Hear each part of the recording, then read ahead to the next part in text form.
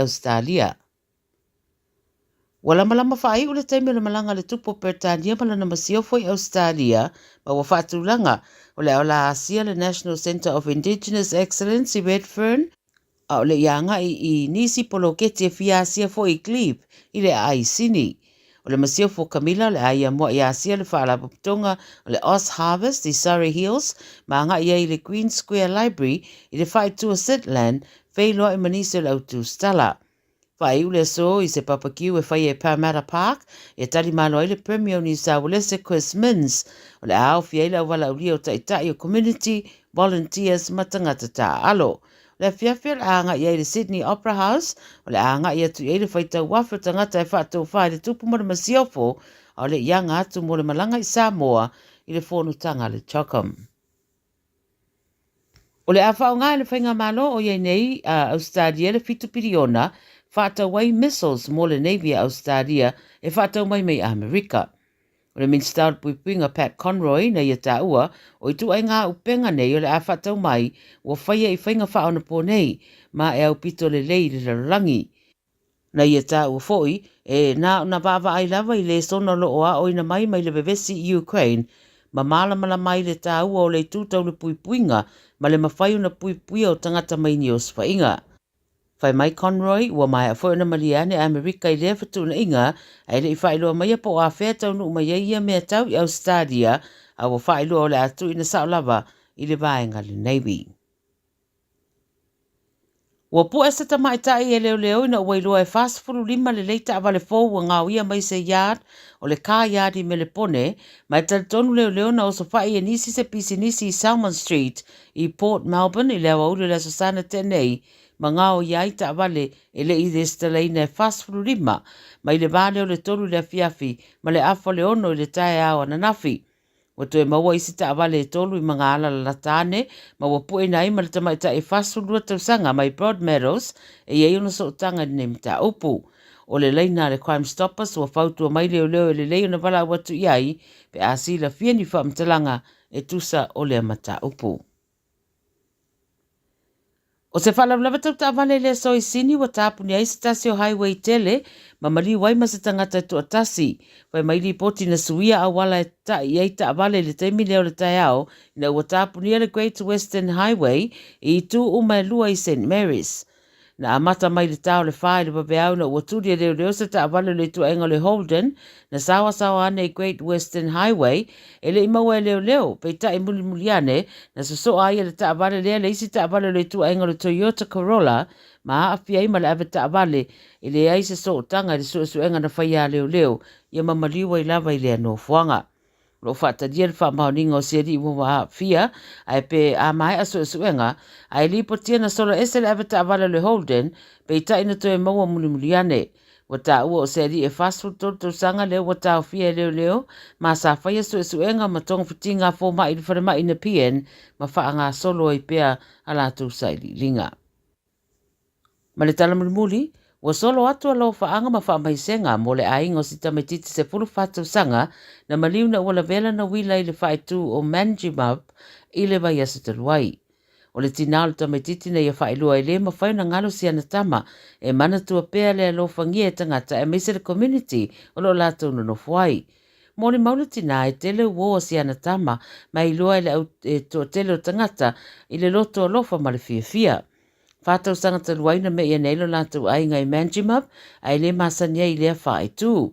Na ta alo isi ana tama i le ausoka a le Dean Mill, ma amata masania i nis tangata. Ta wera tina e ofo i le tele o le maua lo whaanga, ma whi au wha maalosi mai tangata i le masania i. E meise o nei tamaiti e oane ma mea ai, ma tu i luma o lona whaitatoa. Whaafatai fo i le tina le fsosoani e fo mai sa whea ngai matong putinga, ma wofo ina fo i kidney so si tametiti ua afia, e fesoson yei i nisi tangata se to lua sa mana o mia lea fesosoani. Tala ia le radio sa mo mai Australia, mo le nei fo i aso.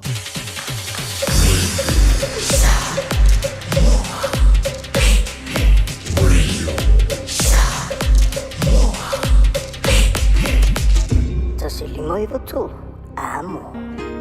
Bounce with that, bounce with that, bounce with that,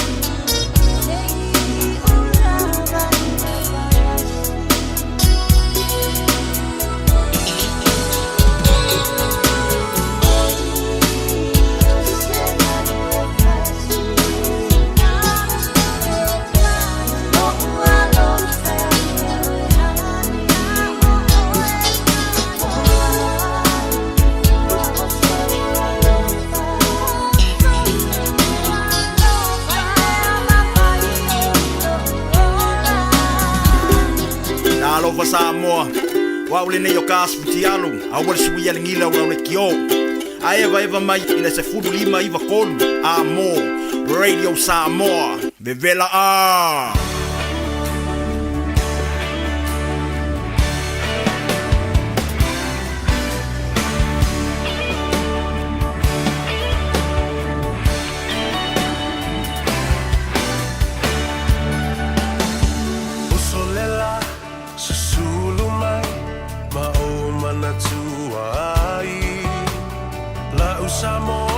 O te whiwhia e whatalofa mo whalofa ia te oe le nei fo I mai ngole aso ina was fulu minute o leo te ai nei ili tu la e wha.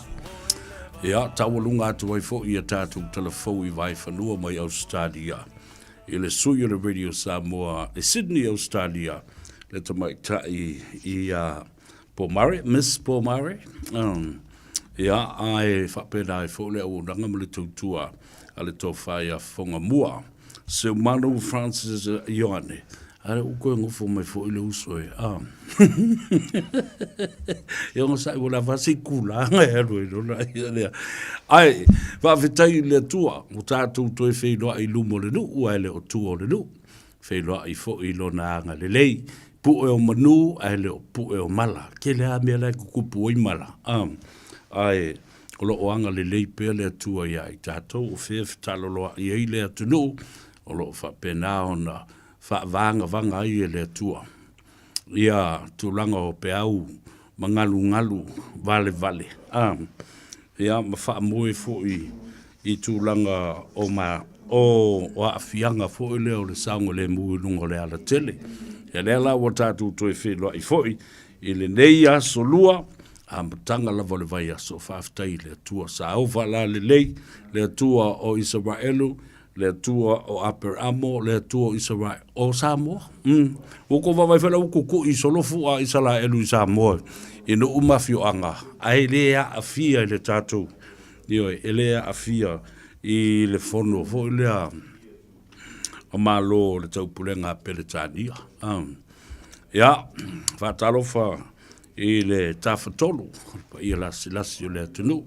I le ngā teipa ia mama malu fa le malo o ia foi mama malu fa le atunu ia ai matua lava le tu mama lunga le viinga le tua ia te utou le au whainga lueng tofi fata whaitau langa I fia ai le ngata I lea feoi matamasao le langi ia male ngā luenga o lo utou tau suasua I le I puwai o le ola I fata whaitau langa I fia fata alofa I lai ta mamtina matua alo le soifua manuia fa moe lo manuia o tau mai lava le tai au ina ua nga e fo I le la ia mala usu le atunu a o ko e ala le kokuri ma puno lo I afu I ma faile te talo ma pes ai o le fatalo fo le nai fa uma tu se teimi ai I le nganga fifia ma le nganga fa aftai o le ua mafuta mai ia la uma lo fa lo ngia na fa ilo ai le fo ngatia I le aso ana nafi o le a mafuta mai o se tautai, o se tamali'i, e lava lona sila fia, I mata upu e peo na tula I mai eile, lave whale na tula I le maa ngoto, o le mana wanui, I tala whatai, o Samoa I le motu o polu, ia po o ina le o ngā sami le vāo sa whata maa I atu isi umu.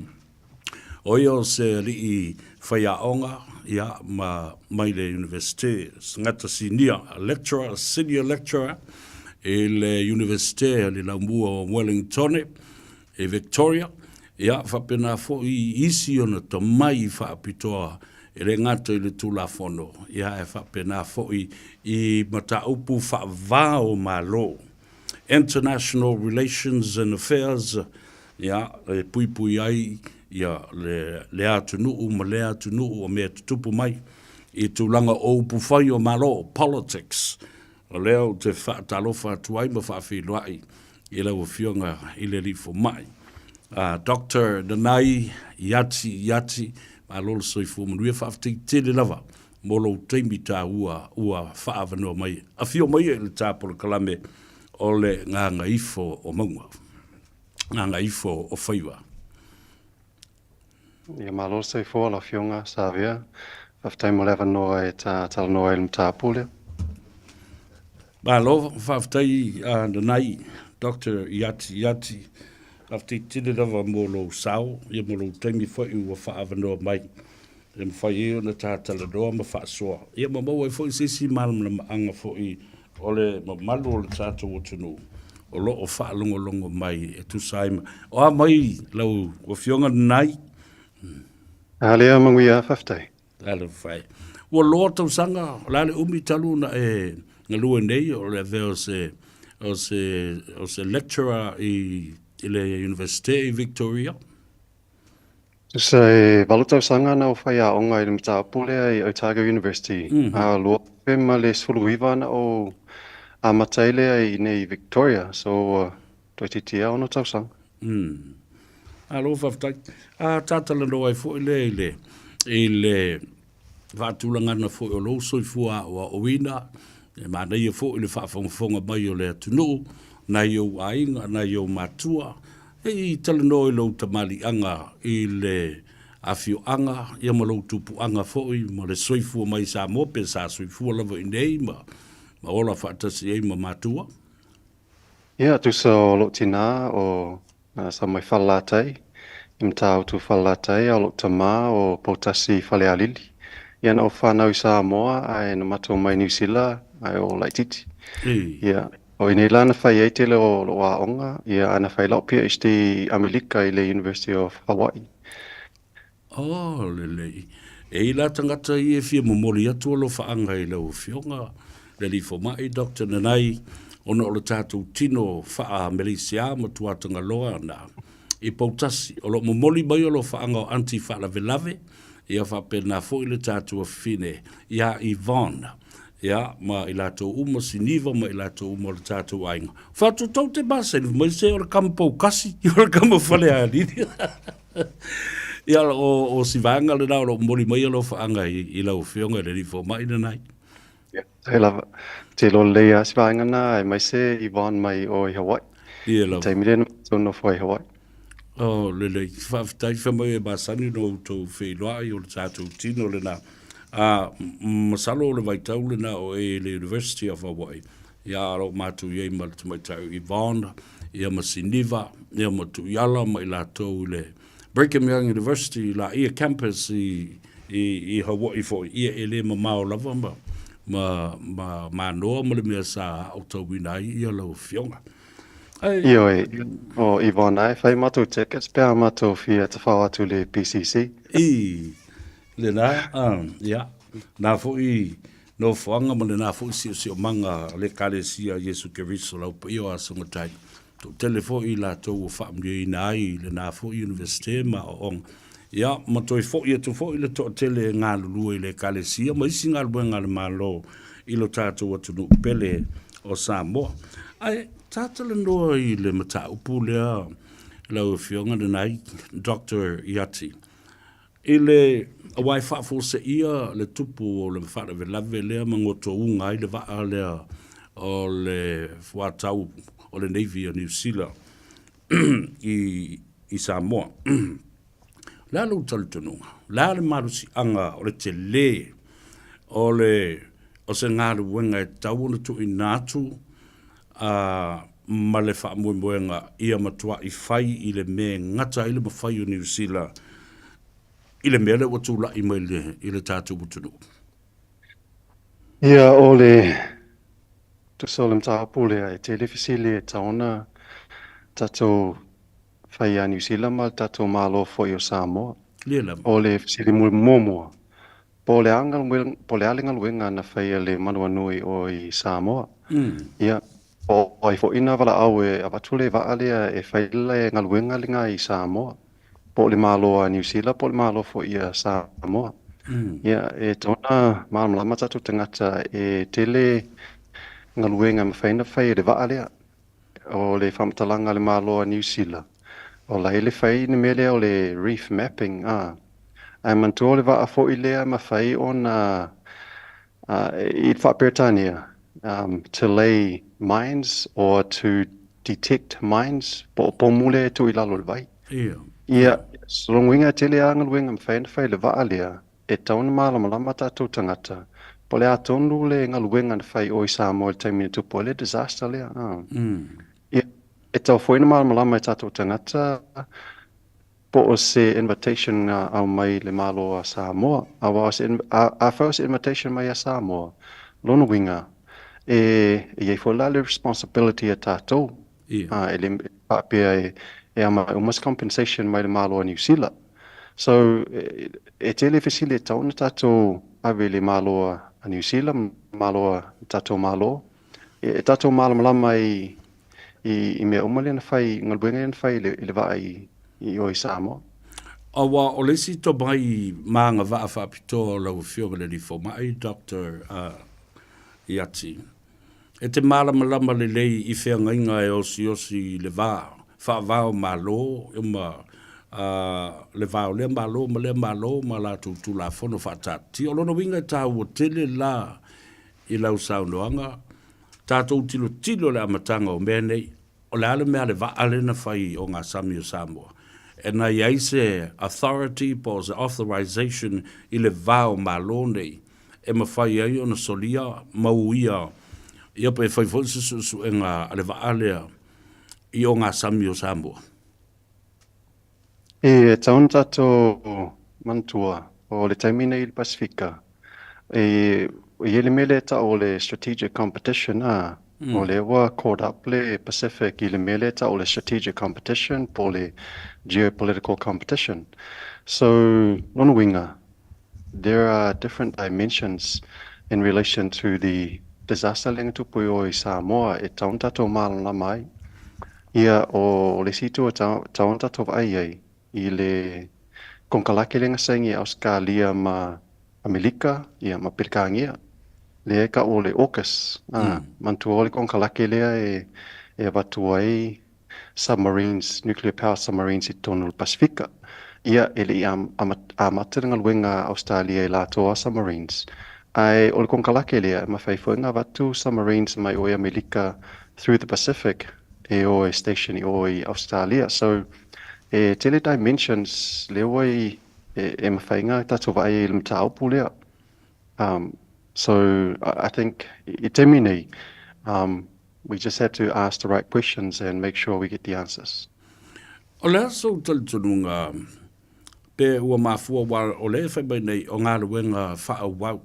O lea whai salau valus fulma le lua si o le valus fulma le fitu na whai eisu e suenga and mapping of the seabed ale na faifo i isi va amu atu ele ngata la ele na o le o faile fa fanua o le seabed o Samoa manga tai fale ai fa mata e ai seisi nga luenga i tu atu mo le pui nga langa o le o talanoa e fio mai i le tupu ma fa ululunga o matanga luenga a matunu o le taupulenga Britania a mese le tupu. Ia o te le lola le tuna i le afo i le asia singa le tupu o i Samoa. Ai pe o whai atu o le tua taunta tau ai i le mta apulea. You know, pe whaafea on how does it fit within the current geopolitical strategic environment. Leo o i tato region po le Pasifika. I think that is the most important question. Yeah, well, Olitupu is only there for a few days, but the geopolitical contest there were caught up by Le Pasifika. I think it's going to be for decades to come. So, tauntato malama, whether it was just reef mapping, le melen fai le vaalea, or being a single winga to atu le reef mapping mantu le va foilea e fai le mapping. E mawhainga muli atu ai si wa te le atu iai. So the reef mapping can also be a forerunner to the much larger ships coming through. Now, e te mine me o mane o fesili yeah. But we have to get the answers. If it's just innocent work, lenga whaia New Zealand, then that's just innocent work they were doing for reef mapping. But if it was something more, then it's the duty, it's the right of our people ma tangata i Pasifika e malam lama tonu po le alinga luenga whai oi i tatu atunu. Whamata e te talitolu i lau tala lea e lau whionga le li fo mai Dr. Yati, polo sunga fwina nai. O mea uma whapenei wa e tele ina whai mai e wha lilo, o no whea ngainga wha vāo malo, ia mga luenga e tau ave lea taimi, and different operations, a o le tele o taimi, e nā tia mai, i le malamalama o tangata i mata upu ia tutupu mai wha vāo malo. Laso talitonunga e eile ia tau o tangata, tau ina malamalama masila fia mea ia walanga, o lato ngata I whale, and it's their livelihood that they live right on these locations, Doctor. I mantua o le mea e tauta o Aile Pasifika, whai mai o tātou atunu o democracies Ia a whaila o democracies, ia longa winga, e tau ana tu le power I tangata I tonu atunu. O pawalinga luenga whaile malo e represent tangata atunu ese Pasifika, o le winga monina le democracy, demos o tangata, ia kratos o le power. So, o mataupu whapea, e tau ana malamala mai tātou tangata. E le ngata ia tātou, ia, ai e ofoi tangata I le Pasifika atoa, awa e le whapea na o Samoa le whairinga luenga lea. Ia, o le simea taun mawhawhawa I tātou tangata, o le operation le vaalea le manua nui, nei te tono le mele tau o le territorial sea a Samoa. Ia, o le territorial sea a Samoa, that's our sovereign territory, e ese mai le exclusive economic zone, the 200 exclusive economic zone. It was right inside our own territorial sea, which is our sovereign territory. Yeah, so on the other side of the coin, if they're affected, then they should have a say and they should understand, what was happening. So what are your major concerns, Doctor, in terms of having a commitment to a time frame? Because le monitoring process, but the time frame to get rid of the oil that is shouldn't be down there. Well,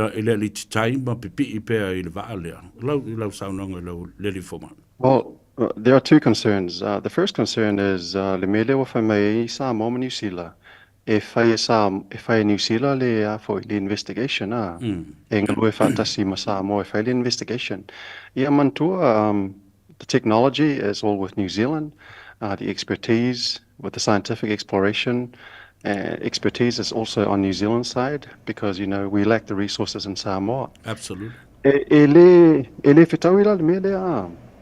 Because if you just think about it in simple terms, if someone crashes into my house, I don't let that person do the investigation as to why the crash happened and what remuneration I'm entitled to. That's nonsense.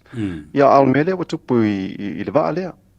Wa alatu le ese Samoa mai New Zealand, these are two independent countries. Yep. But New Zealand has been responsible for the insecurity. Lewa yei tatu atunu. E le mawhaila ngā toe liu mai New Zealand mawhaila whai mātole investigation. If you flip it around, anga yei se atunu e whaile me le ya New Zealand. E le whai New Zealand le atunu na ia whai e o tole investigation. A lewa pe o yele expectation in New Zealand. E pule la tole investigation of their own wrongdoing. And the time frame as well.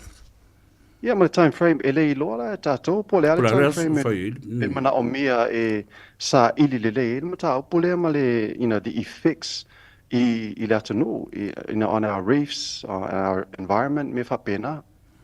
So all of that has to be decided by an independent body that has no ties to New Zealand. Le me tonu na le fa to au tau fasilia tu ai a lewa e mai. On although expertise lies within international law, to get away from conflict of interest. So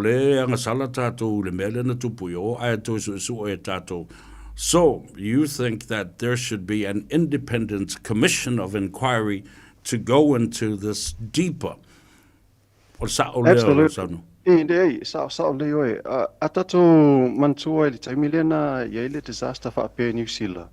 Te lope mantua tato tangata le disaster le tupu o Tauranga o le Rina. Yeah. Le na malepi ai foi leva ai off the coast of Tauranga. Yeah, I'm Mantul Temina. So, Wele Minister Environment, Nick Smith, this was the greatest maritime environmental disaster in New Zealand. Yeah, Amantula Levalna, it was only 350 tons. O le swa ulena leak mai le rina. Ia au lewa sau li poti mai Samoa. Wa over tu le lua se lau tons. Lewa liki mai le manua nui. Ia a mantua foi, o le rina.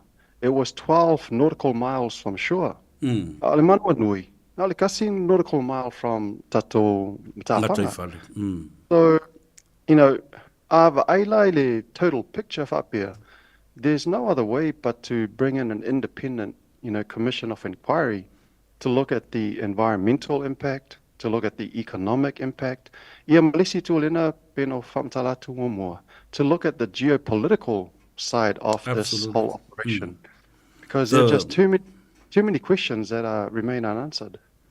So, with your thoughts that I lo taltonunga e tā ua tele le fasiri o tangata I teimi uma ina ia wha manatu I tangata ia New Zealand mo le malo New Zealand ai mai se fole tātou malo e le o tu ina I la ngona o tātou tangata mei e tula I mai o le saulina Saulei awa a tātou manatu iai o tātou malo na elect tātou tangata e represent la tau ele elect tātou tangata e wha a war ma New Zealand ele lei e tātou war pe o New Zealand ma Australia, but the number one priority al malo Samoa ina ia pui tangata Samoa pui tātou atunu ia e wha pena fo ila New Zealand so se mea whai New Zealand o le lato number one concern ina ia pui interest sa New Zealand ia e wha pena atunu ai awane I tātou manatu wha pea ia o le tātou war lea po o New Zealand tātou ainga awane I so na whaini fesili te ua wha le tonu e tātou wā ma New Zealand. Le se mea wha pena le international relations Every country is a sovereign country. Their governments are to represent their people, not people from other countries and not other governments. So te tau wana whai tātou malo, mea sili mo tātou atunu uma tangata Samoa. Ma dia lava. You know, the Pacific Blue Highway is almost in comparison to a motorway for trade and travel. Ya ma vesota inga ile laso taltonunga. How and what kind of impact this would have on this blue highway of trading and one of the biggest ocean, the South Pacific Ocean, the door to other countries of the world. Ma malfeito to ya nga imai tangata nei ifata winga ilo tātou vasa Pasifika. Yeah, e lua vaenga I le fesilina there's two dimensions to that question. Mantua I le area le Pasifika ta o Micronesia. Yeah, o le area na bo leva na whaonga le sub-region nga o Micronesia. O leva na whaonga le awa Melika.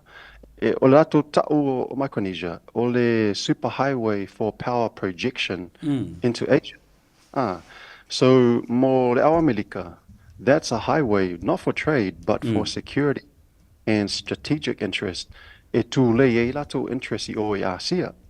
Now, the other dimension alau fisili is the trading dimension. Ia mantua lewa whaatua lau senga le mele ta o le Belt and Road Initiative. The trading network lea all around the globe.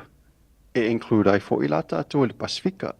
So there's a military dimension, but also an economic dimension that's going to be very important in trying to understand what is happening with the Manawa Nui and what is happening with these other naval ships lea e whailatonga luenga i Pasifika. A lot of winga o le tātou highway, it's not only military defense and defense mo I tātou I ni osfa inga fo le ona tūlai mai Illuminati. Ai tātou te whaalango iai le tamau a inga ono o whewhatawa inga I o lo whatino nei. O se tasi fo mtau puleu te wawa I atu. E whaatahua I le mele o lo whaia neo le fono le jokam. I le mawhai a leo na trade tātou ma le Pasifika. I le limas fuma le ono o atu nu o le taupulenga leo iai. I love a silly doctor. Iati, how much is the kind of commitment that the New Zealand government and its Ministry of Defense should give Samoa because of this? Well, I'm going to be very honest here. New Zealand and Australia have always treated the Pacific as, in their own words, as just their backyard. Ai whaalongo foi upuia whai mai e taitai New Zealand ma Australia, o le term na whaanga lātou, o le backyard. O le term mo'i mo tātou, o le neighborhood, or partners. But for a long time, they just treat us like the backyard, or, if they want to push their policies, no mai lea, whai mai lātou tala ia tātou, tū whaatasi ma lātou e further their interest me whapena. But, I le taimi le nei, ana le iei le ausenga, our importance to New Zealand and Australia would be very little. Just like it was back in the 1990s. Mantua le 1990s, taimi le na umai lo le Cold War, o le taimi na tapuni umai High Commissions a Britania, ia ngatoi retreat for i Amerika I Micronesia, ia o taimi na le, o taimi na tau I tatou literature le Pasifika, o le taimi o le benign neglect a le region a. Ia o taimi na a matalona na growle le Inkalesi China ia kako, in our region. O mai lua afi, ia hoa tau ma losi le ausanga tatou region. And that's when you see New Zealand and Australia ke ia wako Inkalesi la o I le Pacific. Including the United States wa matona yeah, the United States yeah. O mai lo le lua afi spulu, the 2010s, 2013. Yes. Wa ke lele ma losi le ausanga throughout the developing world. Afilika, Southeast Asia. Ia o fo ia kako ia vaira ke mi kongwanga ke ia wa si I lunga le a fo I le importance al kako region I fo fuanga Amerika, Perkangia, Australia, New Zealand. O le mafuanga le nga fai la ko policies ia ke lope ke mankua le Pacific Reset my New Zealand.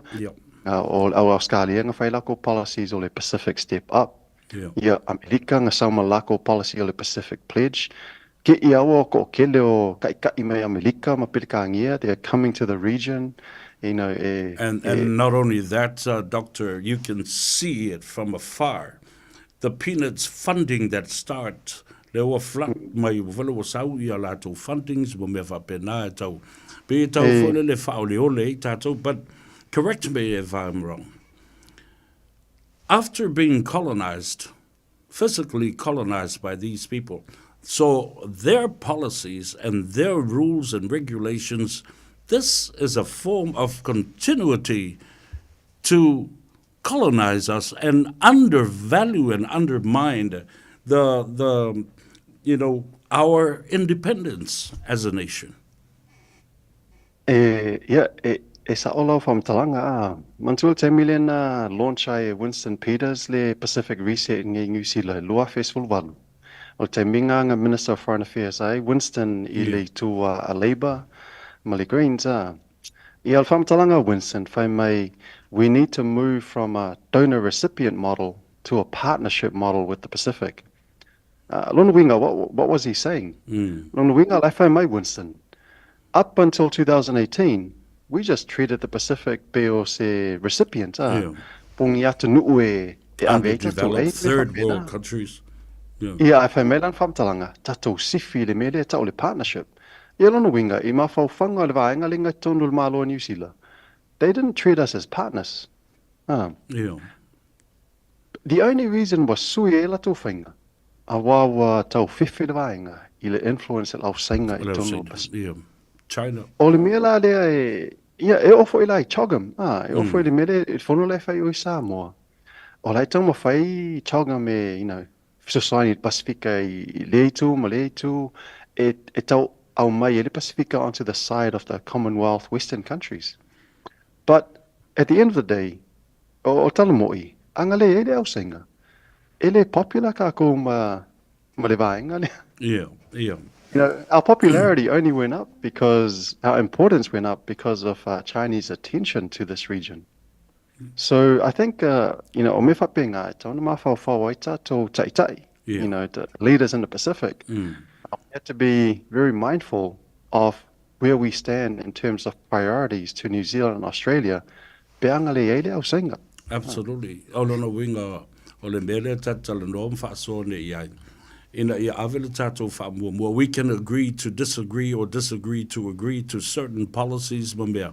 Tato tilo tato te manuia e fo ia saina. O singa kile kup, you know, and their kind of democracy malantu meva pena, as long as whaiuna whaia sa relationship matato. Alamela leo te whaia. Do you think this issue with the Manawanui, pe alu alu suang o le vatele ai le lava le tato whenga inga mani usila o no le whaalewe lave lea. Do you see a space that this issue could end up in an international environment court, because they are also very powerful, Doctor? We don't have the resources. Obviously, case is the international court. Etele resources are New Zealand, Malatu too, but for us, this is a very poor country. I'm not sure Elavatato resources if I case pena. And that's why I said Mfayanta to, express our desire to other countries, to other international organizations like the United Nations, even maybe SPREP, to regional organizations. We need to express our desire for an independent inquiry, a commission of inquiry. Because if you take it into a court setting, like I said, we don't quite have the same resources as developed countries. Environmental organizations and fauna source right, my Greenpeace, my lato wa. What do you think of New Zealand's commitment to the food security? Asamul te mile amesa tau mafai mo melangati fale ma o ngasami. O te le loa lai le commitment mai New Zealand.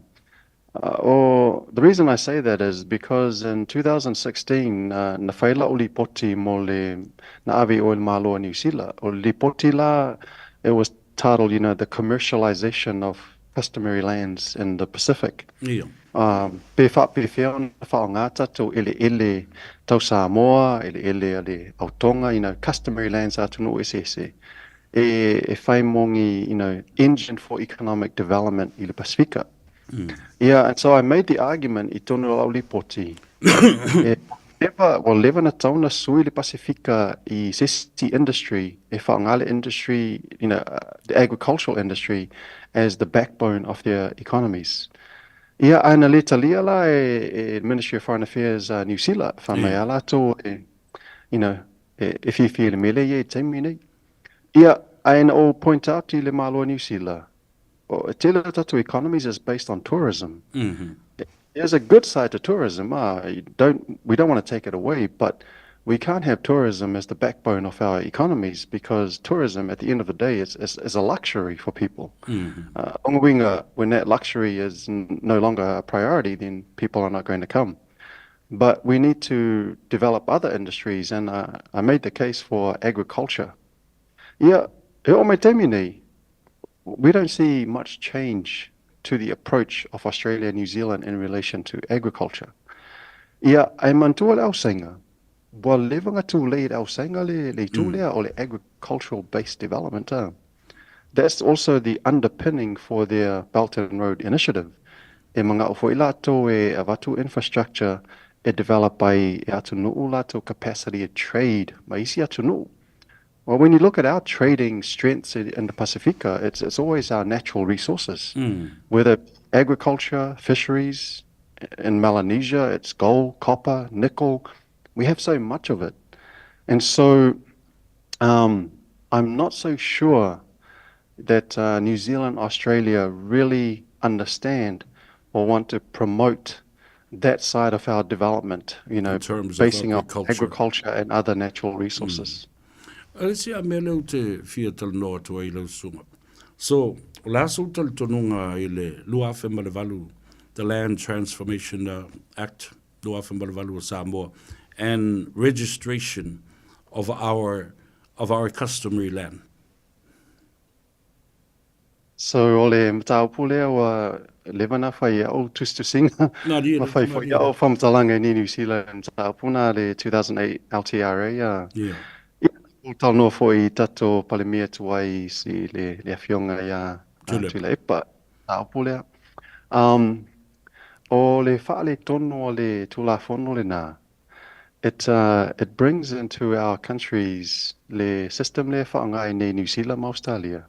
E tau le torrent system. Torrent system, yes. Yeah, but it's applied in a different way to the way it applies in New Zealand and Australia.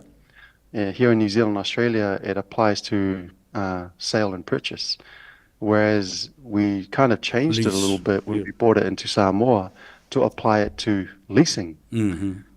But if you look at the leasing side of applying this torrent system, it can cause problems for our people in terms of losing their rights to land. Yeah. So we talk about, de jure loss of rights or the legal loss of rights. That doesn't happen under the torrent system. But if you look at de facto loss of rights in terms of substance, that can happen under the LTRA. Yeah. So legally, it still looks like everything is good, but in fact, or the way that things are practiced, there may be problems for our... Yes, you will still end up, in terms of leasing, you will still end up losing your legal rights to that land. So what do you think? You don't lose your legal rights, Yeah. but you can lose your effective rights. Yeah, effective. So under the torrent system, because it doesn't apply to sale and purchase, we will always be considered the owners. But if you lease land under the torrent system, even if you're the owner, you can't step a foot on that land unless the person who's leased it, does something to jeopardize the lease. So in effect, you while you still have the paper title, in effect, your usage of it is very limited. Yeah, well, because one of the problems that surfaced at that time was that, the leaser, the people that lease the land actually have the right to use these pieces of customary land as collaterals in funding and having huge loans from banks and financial institutions. Yeah, it's a very complicated subject, but one thing I do want to point out to our audience is that under the torrent system, the party that's really protected is the party that takes out the lease. And usually that's the investor or foreign investor. The true owners of the land in question, their rights were more protected under our previous system, which was the deeds conveyance. So I think that there's a lot of points to this. It's quite a complex subject. But if there's one thing that people might want to look up on is, why did you bring in the torrent system? It's because to protect the rights of the investor, so as to encourage investment to come in the country. And in fact, this is one of the reports that was prepared by the World Bank, encouraging our Samoan and Samoan government to allow a lot of people that invest in different fronts. O se mele lei, ia tea o se mele lei al whaatulanga ina o tātou whanua, ma le tula whanol na o lua whe ma le walu. O lona winga, e te le teu te unga, e te tau on tui whai iai, la so talutanunga o se li lo ia fo. So, well, I'm not a lawyer, but what I can tell you from studying this topic is there are good sides to the torrent system. Like I said, it encourages investors to come in. But whether a country benefits will be determined a lot by the industry in those countries that the torrent system applies to. This is one of the reasons why I advocated for agricultural development. Because if you apply torrents to agricultural development, most of our people can participate in agricultural development. Not many of our people can participate in the tourism industry because they need certain capital investment. So one of the arguments I made was, if we focus on agricultural development of our natural resources, we can still have the torrent system, but in a way that can be used by our people as opposed to foreign investors. So, like I said, there are some good parts to it, but it depends on how you introduce the Tongan system into the broader framework of economic development within a country. If there proves that Ole sinking of the Manawanui could become a disastrous or a natural, disaster for us, what kind of compensation you might be looking in what time frame? Is it a lump sum for now? Because it might continue to contaminate and damage our environment for years and years to come. Well, if we listen to some of the analysis that have been given by some environmental lawyers so far, some of them are actually questioning whether Samoa will be entitled to compensation. This is why, if we go back to the start of our depending discussion on those arrangements in the beginning, it's going to depend a lot on who organized for that ship to be there and to do the work it was doing. We don't know whether the invitation came from the Samoan government, what involvement the Samoan government had. So a lot of those questions are going to determine or factor in to any talks about compensation. What about the immediate need right now for the people of the constituency and the villages? Samoa's I think the first thing they need is for the Samoan government to come clean. So that's the basis for any fact-finding mission, is to determine all the facts on the ground. We can't talk compensation until we know who holds the responsibility. Well, the reason why and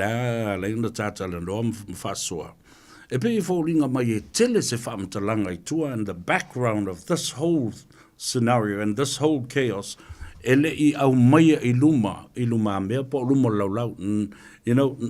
everything has been laid on the table honestly to see who has to come clean first, Doctor. Exactly, and that's why we started our conversation by saying we need all these questions answered. And if you listen to the comments by Minister Judith Collins, she was very dismissive of any rights that the Samoans might have over this. In fact, I remember ABC News in Australia covered it, where they asked her, would she be apologizing to the Samoan people? And she basically said, no, not at this time. Fortunately, Christopher Luxon came out and did the apology. Yes. But you could see from the initial interviews that at least Judith Collins was quite dismissive of just how damaging this disaster is to our country, and also quite dismissive of the rights and interests of the Samoan people. Yeah, and it seems like they're defending themselves rather than looking at the problem that we are facing right now. Doctor Nanai Yati, thank you so much, my brother. After tele lava o po ia mo malu mo taulangi o la leo o ila o wha mtalanga. A tono esis tai au tātou e talanoa foi mo wha soa. Leawa a mata al tātanuanga. So it's the first segment o tā mata po lea mena tupu lea matanga. O ai na whaatanga le wa sau a wa foi na ngā luenga. O ingo koe ngā questions what, why, how, and when o mea umana and who. Exactly. Ia wa mea umana ia ai avatu le ngang whaaftai tele lau sunga male avanoa muri fo ia sau no ai ia ma vai fo i le atunu ono o le tātai. Tai. Ia, whaasoi fo. Ia, whaasoi fo ia lau sunga le li fo mai. Ia le nasa moa o le utau 5 minute o na tale o le itu lai 5. Tātou wōri le tātou malolonga, ia, ona so oi lea ma tātou telefou i vai whanua tau runga i le talanoa ma le lifo mai. Nanai, Dr. Yati, ia, mo le tāua tele o le mea o lo tūlai mai i Samoa. Maia, tātou toe fo i mai, whauau, le nganga i fo whaiwa o Samoa, ina ua toe 5 minute o na tale o le tūlai 5.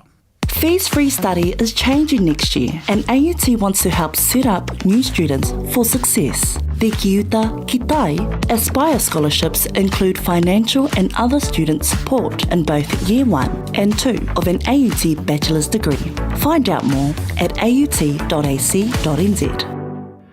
O le R-Dash Travel, o le company numera tasi le taungo fio pasese mo fe malanga inga i Samoa whapea le malanga bai i Samoa i New Zealand Day. A whea de loa i le ofisa o le R-Dash Travel, tasi valu lima Great South Road i Marurua. Pe vili mai i le telefoni tolu i valua o wha o o. Tolu i valua o wha o o mo le R-Dash Travel. E tolu sula o whetala le tino i tupe wa ta pena i le Digicel mo lana whaapitoa. E whesoswani ai le taunga tau le suifuanga wa iei nei. E tolu whailonga tupeta i 5 selau tala cash. O le ase ina i aso for waile taitasi mo New Zealand ma au se talia. Whatau so top up luas futala pe sili atu mai whale olo masani. Pe lafo foi online i le Digicel Pacific. O le mawale olo wawanoa i le se. E te anga wa foi pe a lafo so seleni le My Cash a le Digicel i Samoa. E whaunga ai le ClickX Pacific. Mo nisi whaamtalanga wala au le ovol selau tolu wha lua tolu. Seki a Digicel. Matau te whaia ni fo aroi le aso lava e te fio mai ai i le Shine Dental, ai e inga whaapitoa. Matau te salia le Afterpay, Zip, Q Cards, whaapea Wins Quotes i le Shine Dental. E whaia fua whaatalanoanga ma le ACC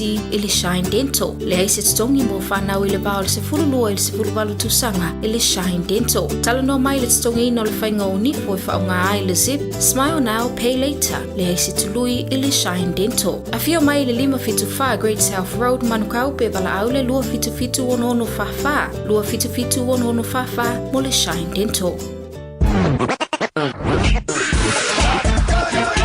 Malo soifua, o le siafufonga Samoa, Radio Samoa, tasilima iwa tolu a mo. Se kia Radio Samoa. Fees-free study is changing next year, and AUT wants to help set up new students for success. The Kiuta Kitai Aspire scholarships include financial and other student support in both Year 1 and 2 of an AUT bachelor's degree. Find out more at aut.ac.nz. Talo falawa Samoa, o lau au nanga le nei tu Samoa Manhattan, ua toi o seanga o nao o mai leo le Leipa Weekend. Su mai le asfalaile, lua lima o ki topa mo le Leipa Weekend, Dine and Dance. Tua tusi, iwa whatasi a do Minan Road i Manurasco. Fase furu lima tala lu fali, ta tala le whaiti toa le a for lima. Ai am talia le tau maftanga le a for lono le hafiafi, ta tala le pai le po a toa. A whaafia nga matango fia mo le wha aila tu Samau. Wha mau lo ilalo le asfalaile, so lua lima o ki topa, wa mai tato fia whatasi, i le Leipa Weekend, Dine and Dance. Ale tui Samoa, Manhattan. O e si la fia me e whaatino e mawhaiona e umi ai so fale motu le lumanai. A whai fo i so fale motu, o e si la fia me whaiona whaatino ni si o fuafuanga e whaonga aire equity o lo fale. A wane e misiere por kalame o le malu I fale, ia fiafi o sururu ta itasi le se fulu e te aile whaa. O le a e si la fia ai au wala e mawhai ona e umia se fale motu le lumanai, ma au wala e whaonga ai le equity o lo fale motu, e whaata wai se isi o fale, le por kalame o le malu I fale, ia fiafi o sururu wa yaso taitasi, se fulu e te aile whaa. Radio Samoa, tasilima iwatolu, amo. Radio Samoa. Tasilima iwatolu, amo.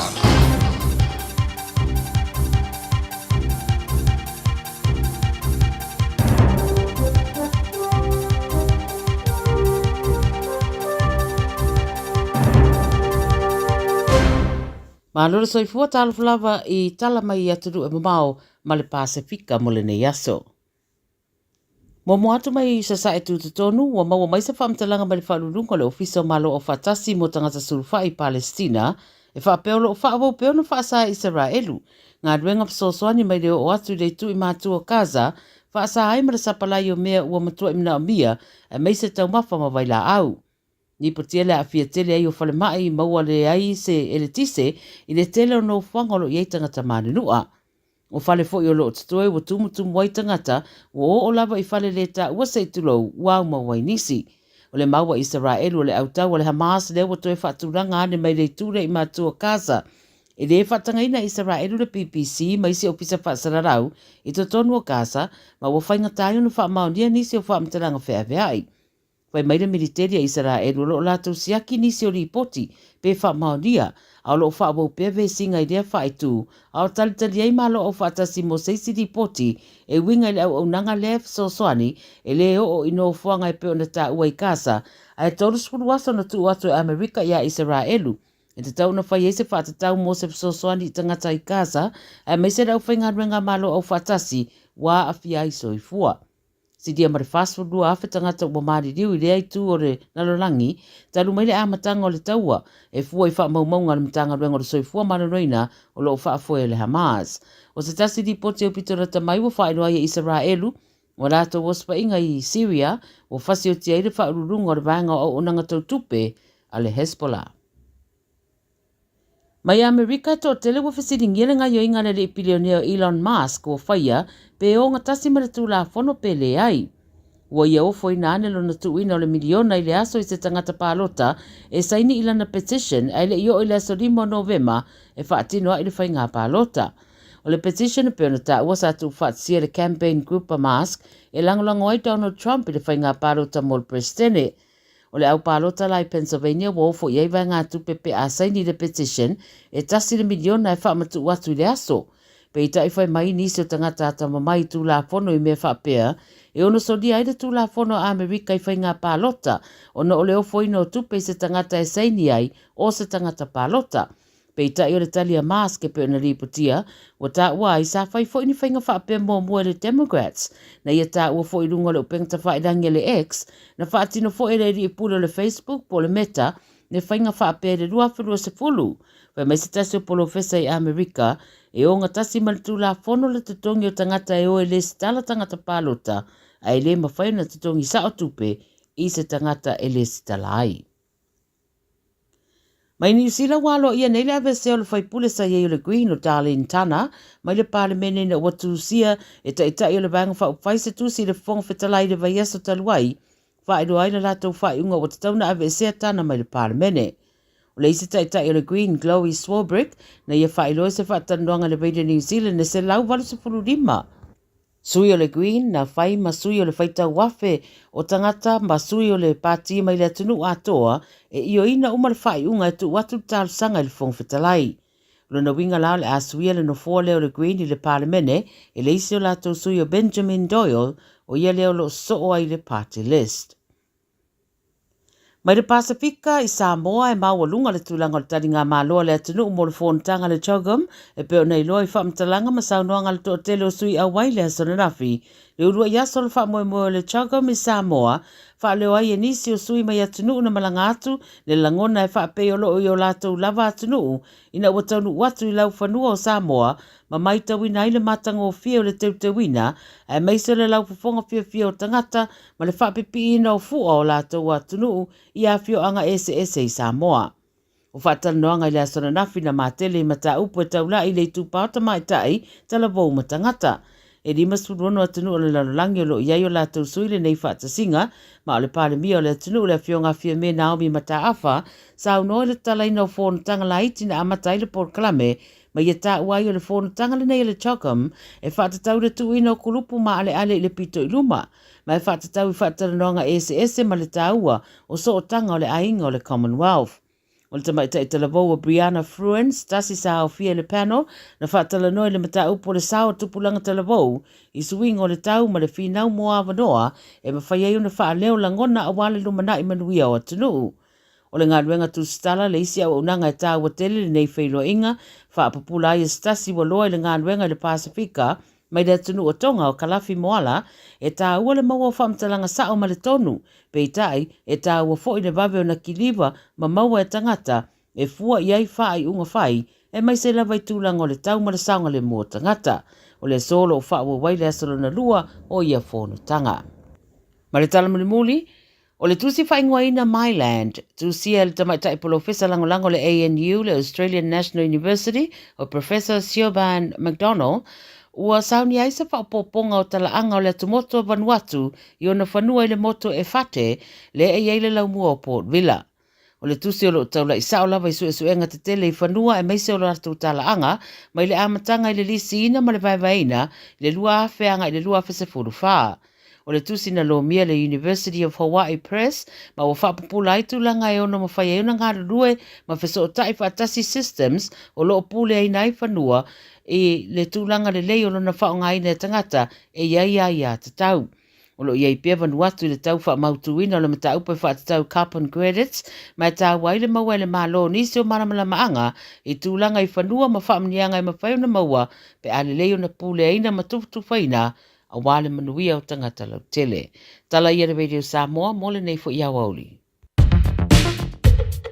All I hear is Radio Samoa, Radio Samoa, Radio Samoa.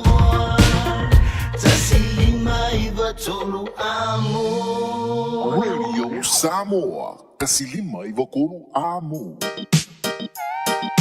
Michael Heavy tama mai le angu ama se e mai se koe fa fia mo oila Samoana Michael Heavy tama mai le angu ama se e mai se koe fa fia mo oila Samoana o leva foi kau sanga ka bala vala musika koe ka mafai aku ia o sawa foi koe inga ia vamos a Samoa Moa Vaingata I say Manatu Aweta musu Deyane ualiu Niupulu Vasale vale Meane Taulu Mitanga O ele tau sa hala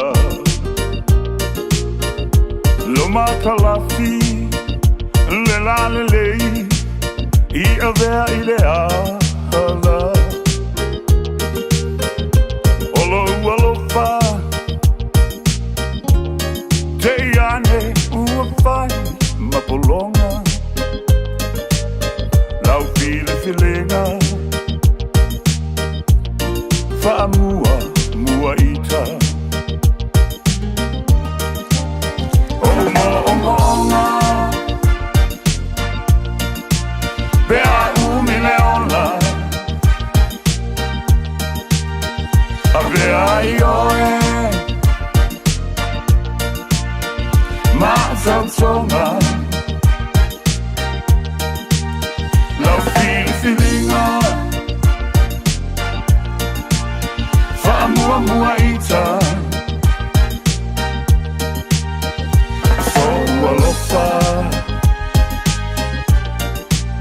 Ni whai mapolonga Peko valung yang paango ki ngau ngu bela kasi o ke manga o nga o wa ma o kala lulangi awang e ko ia siki a polo fa le lave pe ku mai le pong sai ko ngi ma amlang karikale ko ke le la fi ngau e ko singi o mai mo le pale ai a fa mo mo au ia se la pesing la makke ke kai kai lo li mai sio langa fi le mu le fa yang sa nga ku pe sa fa mai ma liu nga lo ka fa mai ka sami mai sa ngi ke fa malu ai pe peste le vi zaman ki kala le malu ke malu ko oro ku mo so se mea ke le o se mo ku kai ke le fa ka nga mea nga lo fa mai pe pam pa singa sini ma pepa abaku mo yo lima lo pe mai la maruenga o el secretariat manager o el owner pa wari mea ia sa o fa Omo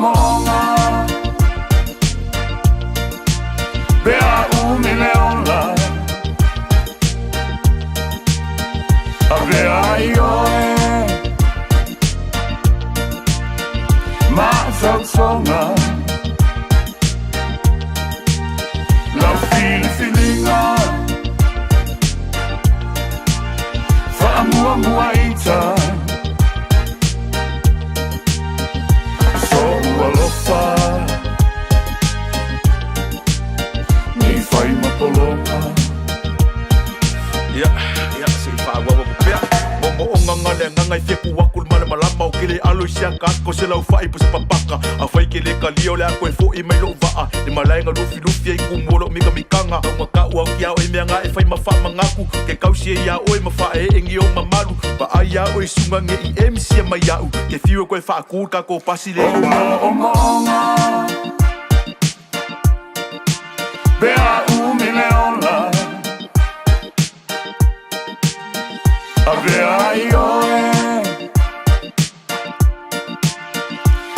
tautonga lau filifilinga fa'amuamua ita so'ualofa ni fai mapolonga. E ale nā, o e whaafonga le tautua mo oe le seu whonga o Samoa, le radio Samoa, Sfulima i Vatolu, a boi au Kilani, rei a taua savea, ele nei foi a solua, ina ua ngā ngaifo whaiva o le atunu, ma lo le ngā lue, ma lo foi le whaapale pale, ma le wha totoa, ele nei aso i o tō tiute, ma whaiva alo filima sa ngā pati ai, ia a o ula le ula, ma pō le whala, e rai ta mam tina mātutu o le atunu. Ia, e whai amata le pese, a wāfo i e momoli ei, oe matatu o e whae e oe malau malanga ina i e tau nu umale manuia. I lau maota, malau lau. Ma oe fo i e kaukuli boe a kui lunga le au wala. Ia, kaukuli boe a whapenge. Ia la kulau ka vale, i le susu le pampa, le ska vale le ilu mātuku. Oe e ke i lo lunga e anu i whawholua misa male si afu ka vale. E le lo e ke se se. Keep a safe distance between you and the other driver and car in front of you. Tele i o meta ua o maua mai. I le nei fo i awa uli ma le a fiafi o le manava o ngā ruenga ma le ngā ngai fo whaiva o le atunu. Ina ua whaatala noa. O le teimo bua na mawhiloa i e ma le tangata le nei doctor. Le fionga i ana nai. Dr. Yati. O le teimi tōdu wa le na tātou vevesi ai. Ile mata upu fo o le lua afe ma le valu LTA. Land Transformation Registration Act. Le lua afe ma le valu. Ia na tātou toi vevesi e fo ila ia lea. No whai taua ila i pepa na tūsia le nei tamari. A lea la ua mātou e whailoa i nei le teimi le nei. Ia ma le wha uto e tala noi. Le vaianga lo na lua ma ele maua ise ma tala noanga ma le sunga le li fo mai. Ono to mai wha apitoa. I tū la fono wha vau malo. International Relations. International Affairs. Ia, ma wha pena fo i upu whai o malo. Politics. Lea fo ina ma fua mai ai. I le teimi lea na vesi e nei matu le epa. Ia wha pena fo i le tele o mea. Sa sui ei le wha vai o le atunu. Ma le wha tū la i tūto o tasi. O le whaamsinonga o whanua maswafa. Lea la uto i o le tātou talinduanga, isi mata upu ia tanu o mai, ia mamafua mai i le suesueina o le mata upu lea i le vaa lea le mana wandui. Le wha uto ia afia umai a mene. Le whaingo nei, o le geopolitical competition in the Pacific. Ia, ese o tātou mafuwhaunga. Ai o lena saunoa i le sunga, i le nifo mai, maona ngā waa ma le tomai. I le tilo, i le wawa ai mai o Peletania, New Zealand, Amerika, Australia. Wanga i mai lava saina. Wanga i mai saina, e ofo ina mai o lātou fisoswani, ai, e iai le mea lena talano mai iai, ina ia tāo fia ai. Leanga iai le whaafita uli na tūla i mai le whaatuina. Ma le pasi o le tula fono lua afe ma le vat. Le LTRA o le lua afe ma le vat. A wā ere ngata i na mini ei whanua o tangata. Ai sa tau na whaia se isi swinga i le whaatulanga ina e whaonga ai le torrent system. Ere ngata na puipuia ai a tau o tangata e lisi ina whanua. Ai whapena fo i mai la tau e ona ia whanua nei. Ai tātou wā ngai i le ati na e o whaatoanga. Lea la e sa o le mele tala no mai i la aulima. Ia po le fionga fo le minsta. O whaatoanga, whainga whaiva, o vau matua, whapena fo i la fumanu. E te tau na toia ngai lo tātou watunu. Easy developments ia po isi atina ia. Ina ia lava tau mawhai le atunu. Whaatasi ai ma le toe whaale leia atiri. O le atina e o tangata tā whao. Ma i la tau e invest i to tonu o Samoa. O le si vāanga tā ua lea ua au mai nei le mawhaatalanoanga lea. E ai mea e le I fola sia I lumo le laulau. E malama lama uma I ai atu nu ue lua. Masalo foi. O le ala le na e alo mamao ai malo uma e lua. E le au meia se ato toanga. Mai e le pale mia. Na o le whato e sanga lena whaine Christopher Luxon. O le aso tofi a sau nei. O le a whaatalroi nai le li pale mia. Christopher Luxon I lunga o le tātou le tio. Ai o le polokalambe la o le malu o le tai au. Ma le fangu le sunga e tawai beni ma le au waa. O ina o le a whaatalroi nai ia le fionga I le li pale mia. O le tātou malo nei o New Zealand. I lunga o le Radio Samoa.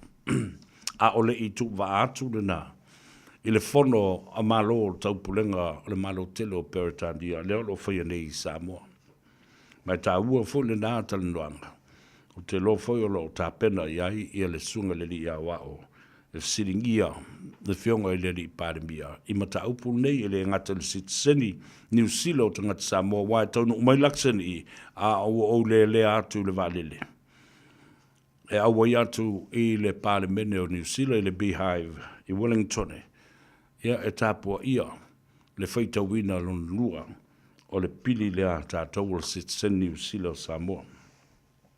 Mai e le amatanga o le mātalanoanga ma le sunga le rifo mai, ia nanai Dr. Yati.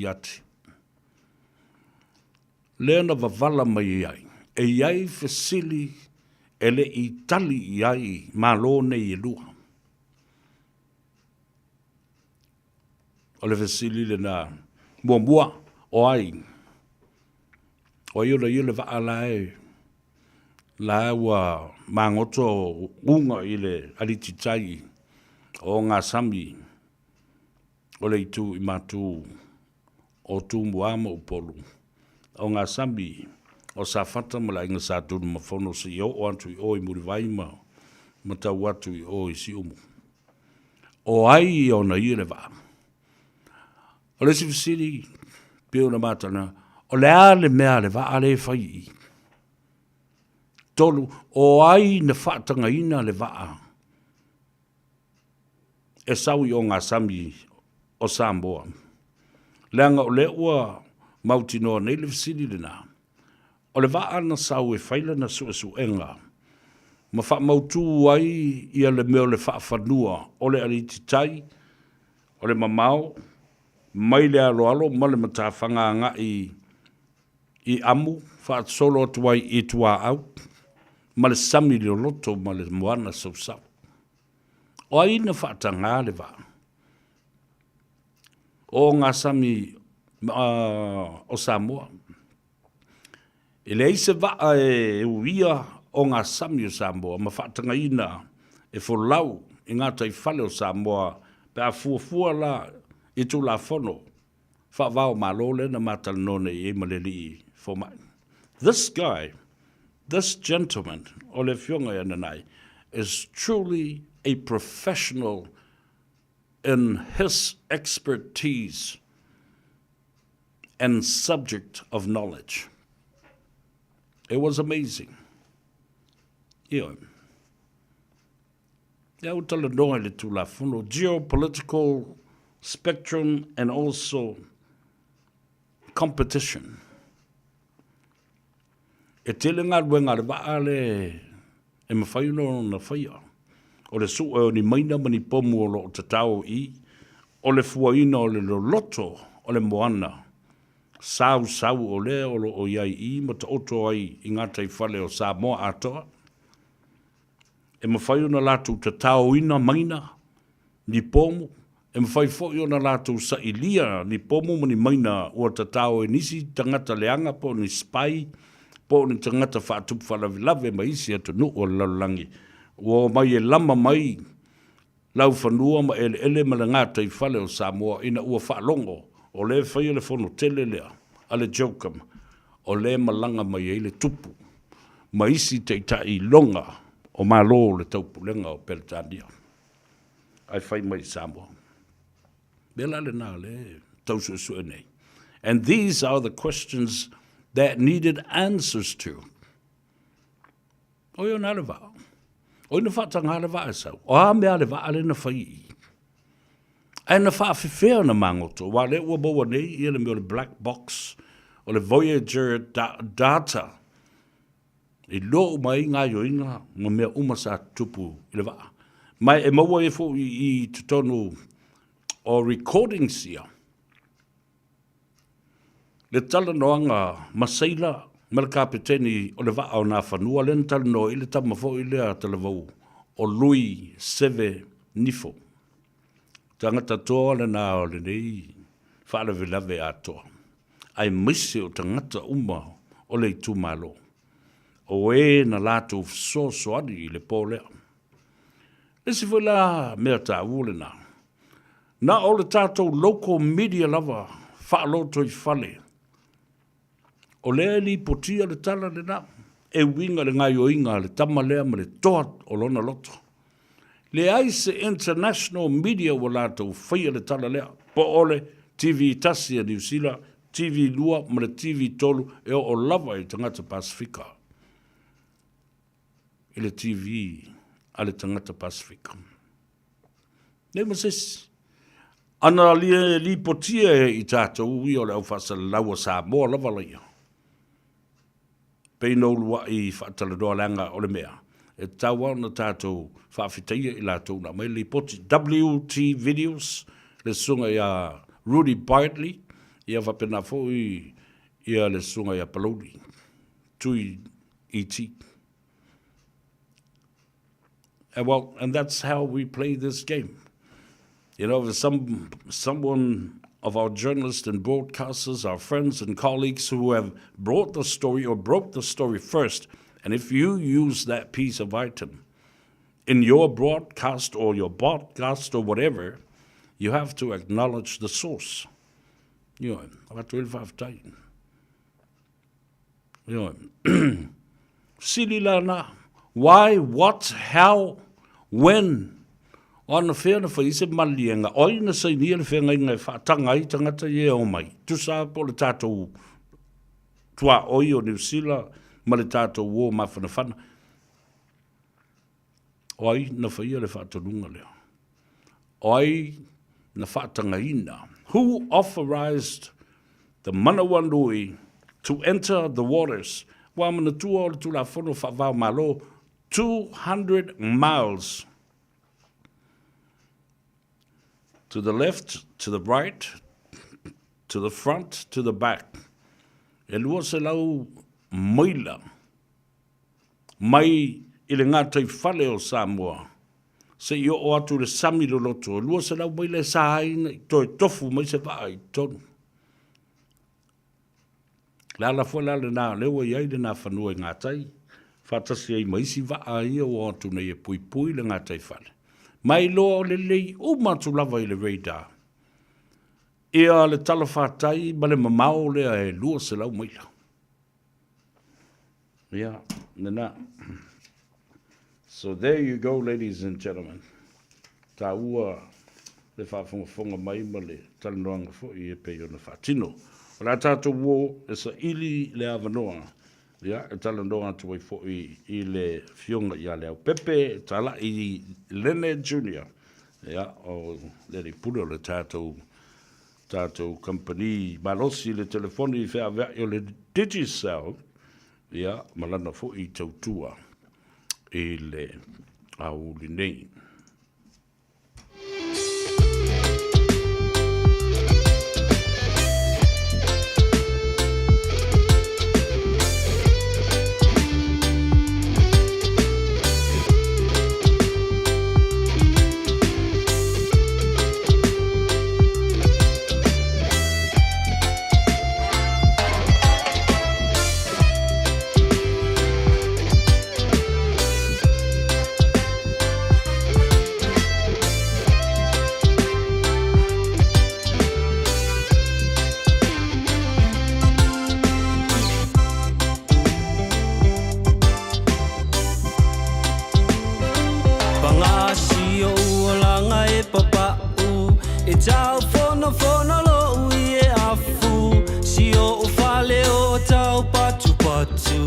Wale la lo utino ile namu ayo te usulava male fia tali ilangi ayo so manuia o tale ni lava mea uma e mai le atua o tale ni lava mea uma e mai le atua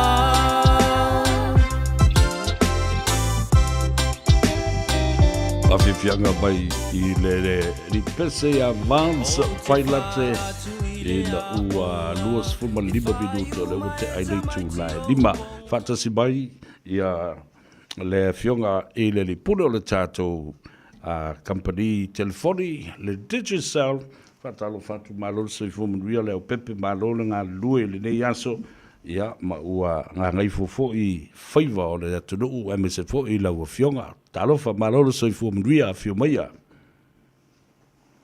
Atalofa atu lau fionga le ataua. Wai ane whai o paia mau manu. Awawe, ia, whawhelo atu foi. I paanga le tātou pokalame penu masania ia fiafio asolua. Alo le whamalo si tiutem whaivola ne yaso. Apea o leite I Samoa le ataua. Ia la alu fo. Pero causa esses passos se ko so lunga va. Ia ai o tele le pisi I ngā luenga ma me fai. Ia ai o no sai fo le dei taimi. Se ia la wo si au vai ngol tatu au fai ngā luenga. Ia e ngā lue ma tau tua mai I le fono lo fatino nei. Ia o le ala le nā ua no foi ono ua usange ia le tātou ua whainga alwenga. Ia mau mamai isi a wari I e mo mai le taia. Ia, malo no o le nā ua e sila fia mai o le wali le nā le to i se fofo o le to anga e talo ia le tūlanga nā ua ia titia ma talenga fonga mua ia whaftai o nai vai atu ia o lo maua pēlau talenga vo le malosi ia wa hota ave no tiute al tato o anga ia o fianga I foi so tato o tunu male talinga malo ia ele ia se le o fia tutu I foi sa moni te mile ato ia ata tu fa ia le fai vole o tapo ai ia so longa le mata no me uma talinga malo se tato o tunu na dia lava o le me bondi le na o le tato no lofo ia matap tapo ai ia fai vole tato malo mo na tai ia me se fo ia nofo fi mali awore ia ini fa la velave tupu ia mani mea fo lele mata nga e tula mai o tatou lau fanua ma ele ia me se fo I mau tatou tangata na mai lo waso ia o tiute masani fo ia ona ia fo I fenga ia tai au ma tamaiti le onga ia fa pe foi ono atu tatou ofisa ia wa foi to tele se tatou atu no longa solo mai ia if so so ni foi tulanga o tatou tau ese pe ona ele fa la foi no top up ia le ngatrna ia o le la foi na foi o se leni pe ona ele fainga pa anga mal tatou click ia manisi foi ia o lo a fia lo foi le fainga le tatou talo favata ia o pe ole tele level na tu te le aso mle aso ia le ngata foi le na ia to tele ole malo la tunu e vala au mai lunga lo penga te fai langi ia ono tatou li poti o fa peona fa tino lava foi le tatou o nanga radio Samoa ia so taitasi ia ole tulanga na sa ele ia so fa taile li na ole paolo ia savili maluru ia ele o longa lava foi ona timu pe o se tulanga pe ona fa le tonu tele o la uli ele o so atu le ata ia tsila fia le pepe ele ngata la I le telefoni o le Digicel man au nanga le Pacific Voucher ia le mele tutoli lo ma fakse fa mon mari ko lo ko le sa polo keki fe mai se ma ko se su e ko ia le numero na le o pepe o le au fio I Australia e fia nga lu el fal fasi bandu le te fa salowina sa le ia taua ia ono le wa fa atu mulia vanoa ia na sa ili mo ke topa ia fa pena foi a November ai o lot tanga le vanoa e fai ai ona e le sitara I tono le o le pool of workers poi la tolo fatal awa le taimi ai matala me ia vanoa ia o la tam fata to company Australia ia e fa mo muatu la to ia wa o le stara o lo iai lava le tātou emaili o le info@blazinglabour.com ia pe oina na ona emaili lava iai ava iai lo suafana i le passport ma le contact number ia ona mai ona le stara o tou info@blazing BLAZING Labour LABOUR.com Blazing Labour yeah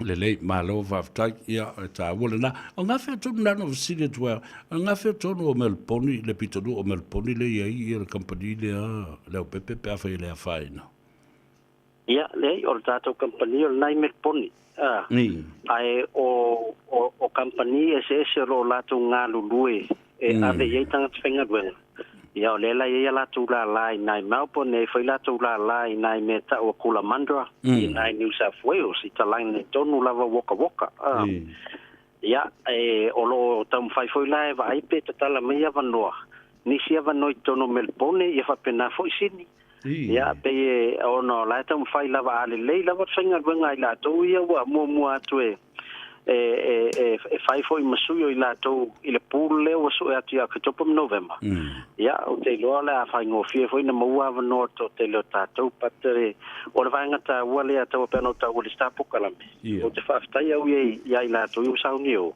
ono i latou o lo tausaʻili ni galuega taimi lenei e lē faapea o nisi foi lele o lau ua tuu nisi galuega ae mai o i latou nei ua malolo mai ona ua tapugia le telo company sa faigaluega ai o nisi wa to fama sina o tausu e ninga benga o la sai lungo le beneficial malo ya fastai o le mo mene ya noia ya o le awa yella to famo mo ya o le aoe sai li malo ya Australia ya wa fo ini lumana yo ainga ma tam fenga fo yo na yo la to ainga ono fai ta fo tu lango to ma ainga New Zealand lo ye termine de lei fafte te le lava bole da fo ia nganga fa so ai fo i le tunu ia ma vanoa le leida ia mo ila to ia mana ia le na o to New Zealand wa uma no fai pe pa mau a no fo mau ma mo la to wa citizen e le to tau popole ai ia company o i le tau fai o na feutonga iga ai o le o tu la ta fo ita to i le Labor Day e fai longa i nai fo ia le tau o tele o tangata ngā lulue ma lo la to sao le tamau ainga o New Zealand ya o la se fautautanga i lau fionga i le po iei fo se fa a lawi loa po se fa pitoa a le digisau masalo le tatou a le po weekend ya o lo fanga solo i pe le tatou fa pitoa lo iei le temile nei le ai fa iei tatou se i aspirai le taitasi o lo no winga ya lo anga va fo i tatou vai asol nei o lo fa tau top up tai luas futa la pe siliatu ia po la tau fo ia fa ngale tau tu ale click x ia la foi se le ni anga i telefon te tisau le sa mo mai se tunu o Pacifica ia em fa yo no mo to no to no tatu se ile la fa tin no ta ia la sforile il tatu pokala me msunga la o ia ta vai no winga ta sulu el pola stofi fa ngata lo tatu entries mantua a lo fa tau lo top up mal fa lo e tau na luas fulu pe tolu fulu pe limas fulu lo top up fa tau ma fatino la vai oile la foino le o tapap e tau ona e tango e vili le numero over se lau enta le lei ia le numero al tau telefoni sa moa ia enta ma le recharge pin le nai hunga pe tapap wa fa mo monga na e alu lo tapap sa moa saulo ia matu fa mo monga na o le numero al telefoni le sa fa ngai vili le tato numero 0800 o le numero tu ainga le ngai tango enta ia le ngata na o la mato i lope qualify o e fu le recharge pin langa tango enta e mau te loi po se lu se fulu po tolu fulu a po le limas fulu o le faingo fiele na o le wa no en fena maua pa la fo inu top up mo la to la photo top online a wo po le wana fa ngala wi mili le star ia e sa o ala le entry na ya mato fa pena fu la to lo fa ngata to click x ia o lo mfayon sa o lava to fa mo ala la to email ia fa pena fo ia auto contact numbers e mfaio na so tai atwai pa te u fa mani ina i le tatou se i aspirel taitasi o le tautua le tatou Pacific 40 ia tu sa pe aso malo lo tatou ia o loo matala lava online ona te le tau alu sefaloloa le alu alunga le tātou website pacific40.com fili po fel falolo i Samoa te manao e lafo i le voucher ia o noi folo tau ainga whaunga e whai ai le lato whatau ia o lo mwhai na tongi a 12 billion vai ia mwhai o na whai a 12 cash power molo ainga i Samoa ia o nei vaenga na tātou tautua lo mwhanga solo lava foi nei vai aso ia whape foi le weekend le atau malo whaftai tāu o tele le whapanatu pe le atunu ia wal mele a whape sa ore pili o le vai le mwhainko e sui e sisi le mea lu whanga ia ang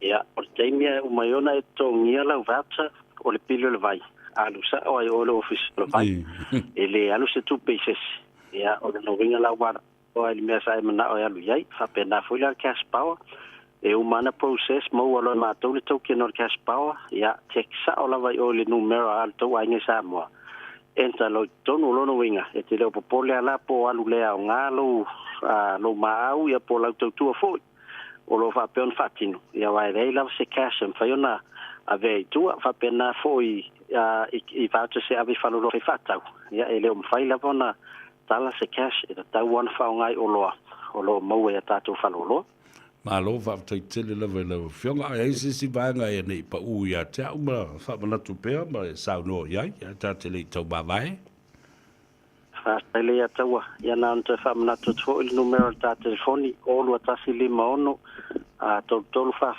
ya fa no so tai mai ai ya pe amna mi se so ani tele o ta to ss ia o lo fa pe ona nga lu atwai a manu tele ia fufuanga matiu to po kala menef ia fia ali atawa mo se so po pongal vai so sa pule lo fa le ta tu te uli ia ele menel ia masanye aftai ia va tele la fionga fa soi foi dai pa wi lava ia le toi fo ia tu ia inga ma le saunga le bu fe lo i le vas fo mo wi fo ia malo longo la fia lei da ua nga e nga ifo favor le tunu ai fa so fo ia le na le tutua le sunga ia le pepe tala i en junior te vala au ia i le telefoni le na le fai fo no mo so so ali bo oi all watasi lima ono tolu fa all watasi lima ono tolu fa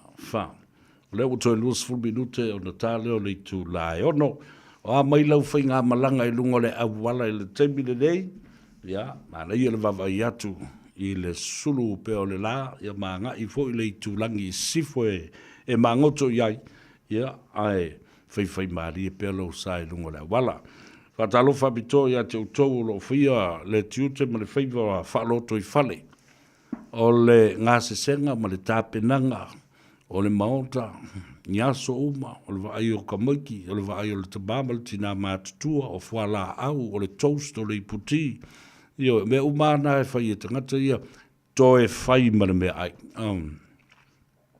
ai eila wa onga ka uma mawhai le au whai ngā ruenga to ina ma le o le matua ia ai ma le au whai ngā ruenga ai fo i ma le au ke pasi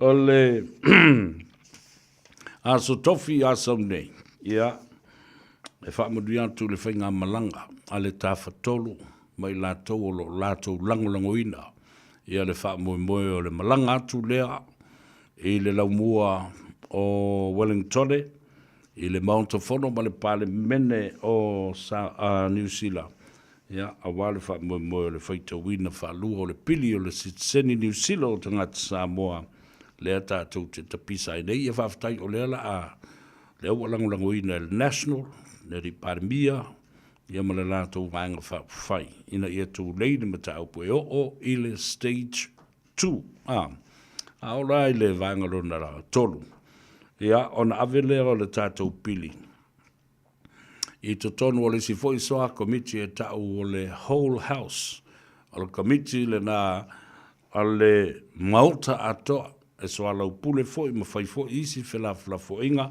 to fia foi le si soa komiti ia por le komiti fa apitoa fa pale bene e ma fai o na toi o e soa lau pule fa ftel tatou fono i la so nafi Samoa o lo sa ili malo mai lato uma o lo iei le fatu ma le nau ta inga.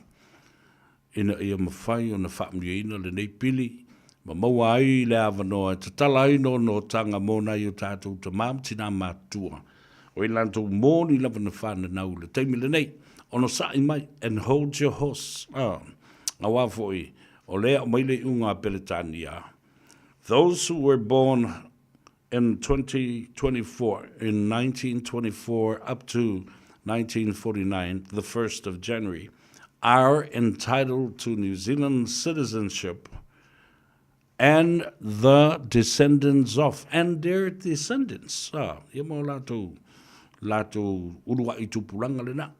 Ne lai le otalia ina fo le vaenga ia whaupwhai. The three national-led coalition, te mirene, ia alea fōringa mai e te le lava noa tātou te le no whai ma tātou o ina ia tū leipea. Ia ma whaopopo la iei bea na, ia whaopopo iai ia ni teu te unga na. O ai e entitled iai, ia o i fo ia le entitled iai. Ai ina ia tea wala tau ia. O sa mele lei, whai on tātou whaia. Sitting ia ai fo ia isi te ngata Samoa. Le sidi atu nei tau titi o le lua se lau wafe i latou. Ma whai fo ino mai, e mai lo latou tau au e tū lei e le mata upu. Ia ma toi saini nisi whenga inga. O ipo o nisi fo i tālu sanga tustusia po o le whafonga ina. Any other submissions in terms of written or oral submissions, we will need at least another 50,000 more, including a political party. E ma se vaenga whai e whai mai le lātou tō whā e momori ai whaatasi ma le au whainga o le whai numero tangata Samoa. Ia, o le a whaatino nisi submissions. Tā wana nā, i le whaafunga mai le tunu. Tātou au malanga la leo le a ngā i le lo i le aso astofi nei. After i le tu o le avano le mwhaina tātou whainoa i le aso nafi. Ia, ma whapena fo i ona mai lo tau whina ngalo. Tātou te so tau awai ma tātou malanga whaatasi i le beehive e momoli. Le fe au ma le savali a Samoa, a maile mako sikisengi so le kou a vea whakanga kou inga le mako sikisengi. Wha soli tu la fono soli wha vai. Talo fatu leu so au matangi. Masi ia masiona whale tua foi. Ia po le tausi foi. Le fionga ato a tusi. Ia ma le whanau ma le aingolo whafonga mai. I le nei fo ia o uli o le asolua. Ina uanganga i fo whaiva le tunu. Whatalo whabitoa i le whainga malanga ma le tonu mai manuia. I lunga nei mai Wellingtone. I Porirua. Ia le atali i Harrington. I emosiona to lua i Charisse. Maloli le malanga manuia. Great to have you up here. And thank God with his protection and his guidance that you have arrived safely and sound. I whapena fo ino whatalo whatuai i le atali i fo ipo le uso i a Siro Vai lolo vai le utele so alo i a whapena fo le uso i a mua avasa iopu lolo vai le utele so alo i a male tapo inga fo i le male tofine i a le sina ia me se foi tapo inga ale tina male tamaita i le tofine a Palitele Teo Marilyn ulungi o level after ile mafuta mai foi le unanga male tutua ia me se o tu uma male tu la ta tu le wanga ngai fo faiva leo le anga i le fale a oisi o le nao le atu la i foi mata pena ia le ato whainga ruenga. O i la tau leo le atau a veina ia le sifi po. Ia ono sa i o tau whaiva. Ia le meta ua ia mata i tuina lou matala, ia ma lou saunga le mu I so se taipi. Ua le whatamala. O meo ta alonga fo le whai au tafa o masini, ala e olo na masini. Au te whautua atu ai am. Mul ta alo suono, mul ta alo whaavali fo le ele o I whai paspasi ingi polo la kapi, mo meo. Whakoi foi. Ia, o le whaatatanga la fonga a o le memoni, whaatavu o lo sang le mu, whai ma ewa ai, e lau job description, o e lole mea nai ta o le job description. What does it say? What's your role in the company? O le a lo tiu te malo amuta whai oi, e le whalawhainga aluanga le te iai, o le a lau me whai. O te tango fua o e whainga aluanga le te tangata. La e manino le lei I le whaasoa I tonu o lau whiangainga malau kon karate. O oe, ele o se engineer. O ronga winga a pēr masingi. O nga e kukula ia ma e kisi le masingi ma e whawhekai le masingi ua pē. La e le ngu me la le engineer whapitoa e sau e whai le masingi. A whala I kula o la e pēr masingi.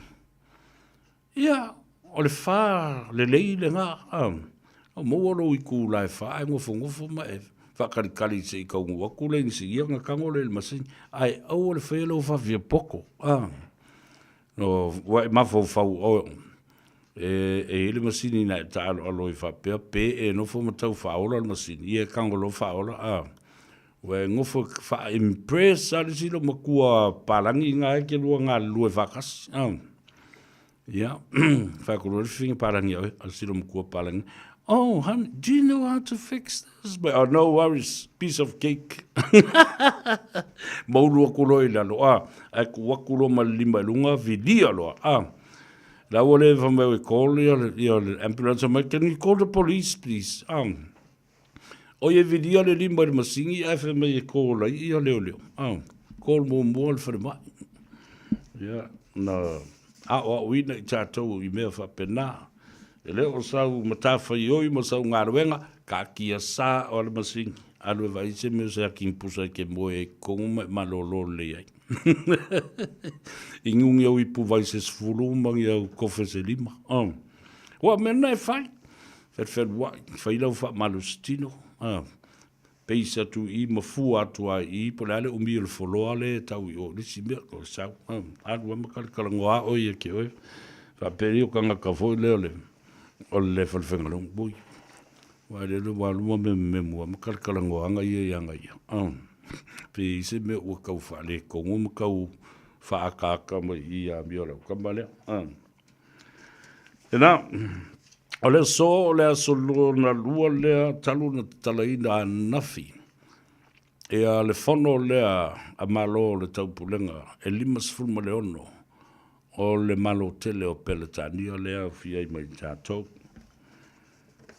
People's Forum o le sola na matai mea na wa o nafi. Na tatala alo I ai forum is e tolu. O le forum o mua, ia, o tinama te mai tai.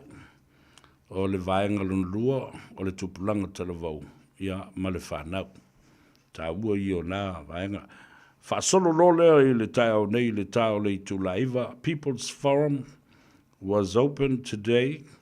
It was hosted, ia ma whatau teia e le wharapa putonga lea po o le whamalu o le Sango. O le Sango, o I la tauia o le Samoa umbrella of non-government organizations or agencies. Lolo no winga. E le o ni whaalapu potonga ale malo. Ai o whaalapu potonga tū maoti ese mai tino, mautu tino le malo. Ea, na umta upulane ne talano ina I le aswan le lai la umaita wantu. Climate change and justice. Tala noa I le tūlanga o le tāua o le malama lamba I pola kalambe o le mafuanga o le aafianga ma le swinga o le tala o le tau. Ia, e tā ua la le vaenga le nā. Ona e tō tele isi tangata e le tali tonu. E o ele tō ino Donald Trump. Io e leo lo tamo e nei. Ia, ma le tamaitai o Kamala Harris mo le Palestine. Tofi Palestine le malo Amerika. Le tai au neila. Tusa to e se fulu ma le 5 aso. Ona tātou wo o lo lea. I le aso 5 o November. O ina. O le amauti noai. Po o ai leisi Palestine fau. O lea o le atu le mai. E fai mateitai o le malo tele o Amerika. Climate change. Whamai tala to ina Donald Trump. Donald. Oh no. Climate change is a hoax. O mea pepelo uma mea na o mea whai e tangata mō mai tau whaafefe i tātou. Health justice. O le tā ua, o le tūlanga, o le soifua maloloina. Ai whaafeo na whaamasinoina le tā ua o lea mataupu, pēfuafua i tupe, resources and funding ina ia maua e tangata uma le manuia.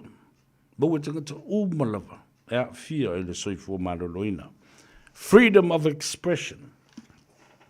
O lea ia te tau e pui puia e mawhai ai, o na whaamangalo ngutu ma puni le ngutu. Because when you express something, you either open your mouth or blink your eyes. Or freedom of eye blinking. Le da, le ia tau wha le soifua, ma le tangata soifua le nā. E mwhai eo na wha leo le mea o lo tupu ane i lo loto ma lo mafu whau. Ai te wawa iatu i tu la whono e seiti ai o e le mawhai ona e whaiengi upu leanga whapena.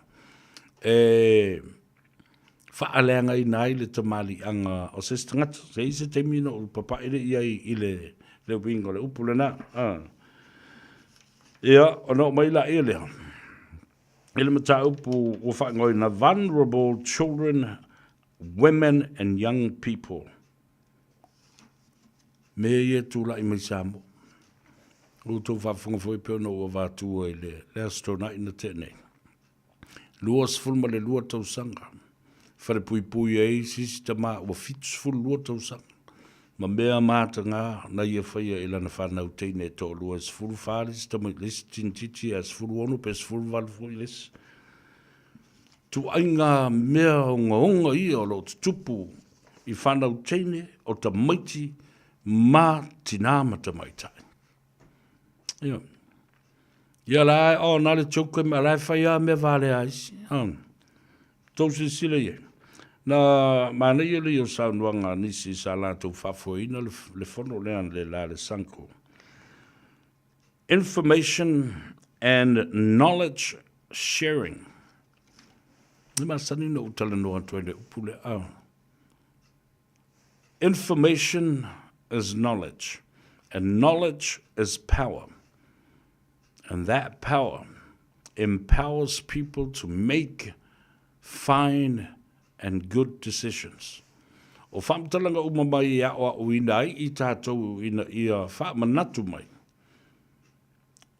E te ata mai i le vaenga lea. O lousi le fia. O le a mawhai o nā awa uinai oe e te mala malama mawhaia whai unga te tau. E le ngata la nā oe, mō oe.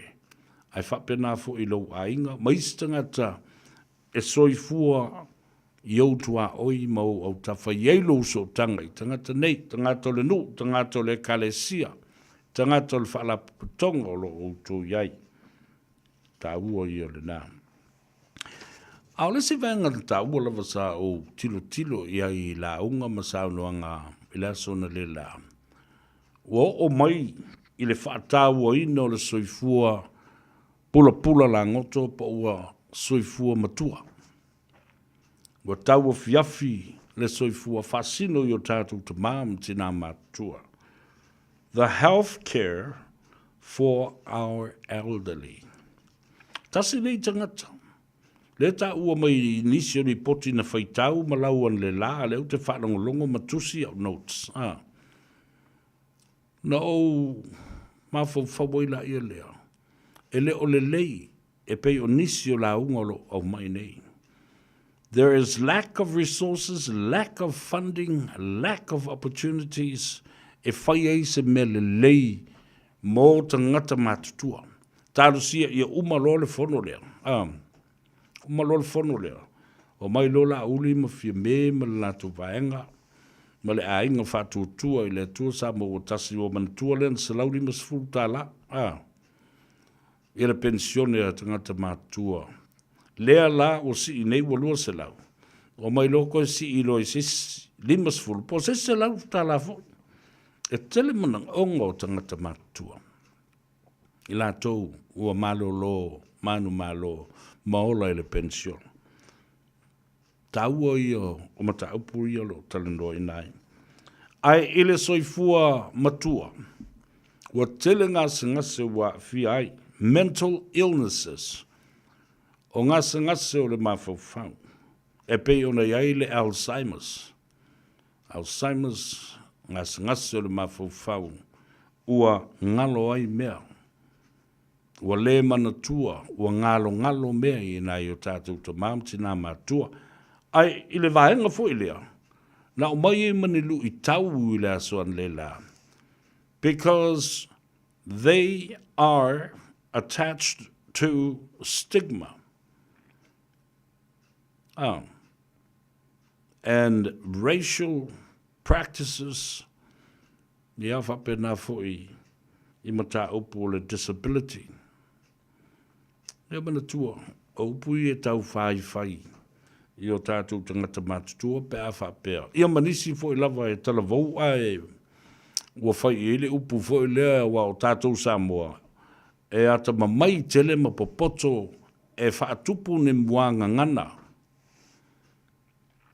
Ia, whaatupu ni whaamatalanga, e vawe au na piki apu e isi tangata, ma wha au ngāloa, ma ua māsani e le wha longa o talinga. I au ma tātou muri ai, ma wha tai ai. Ai leiloa, o loo a whaina i le mawhauwhau le tangata, le la vea tonu ai na ngasa le mawhauwhau. I au tau māsani le upuna. La le mea o kupu whamase ua pāre te waka oi.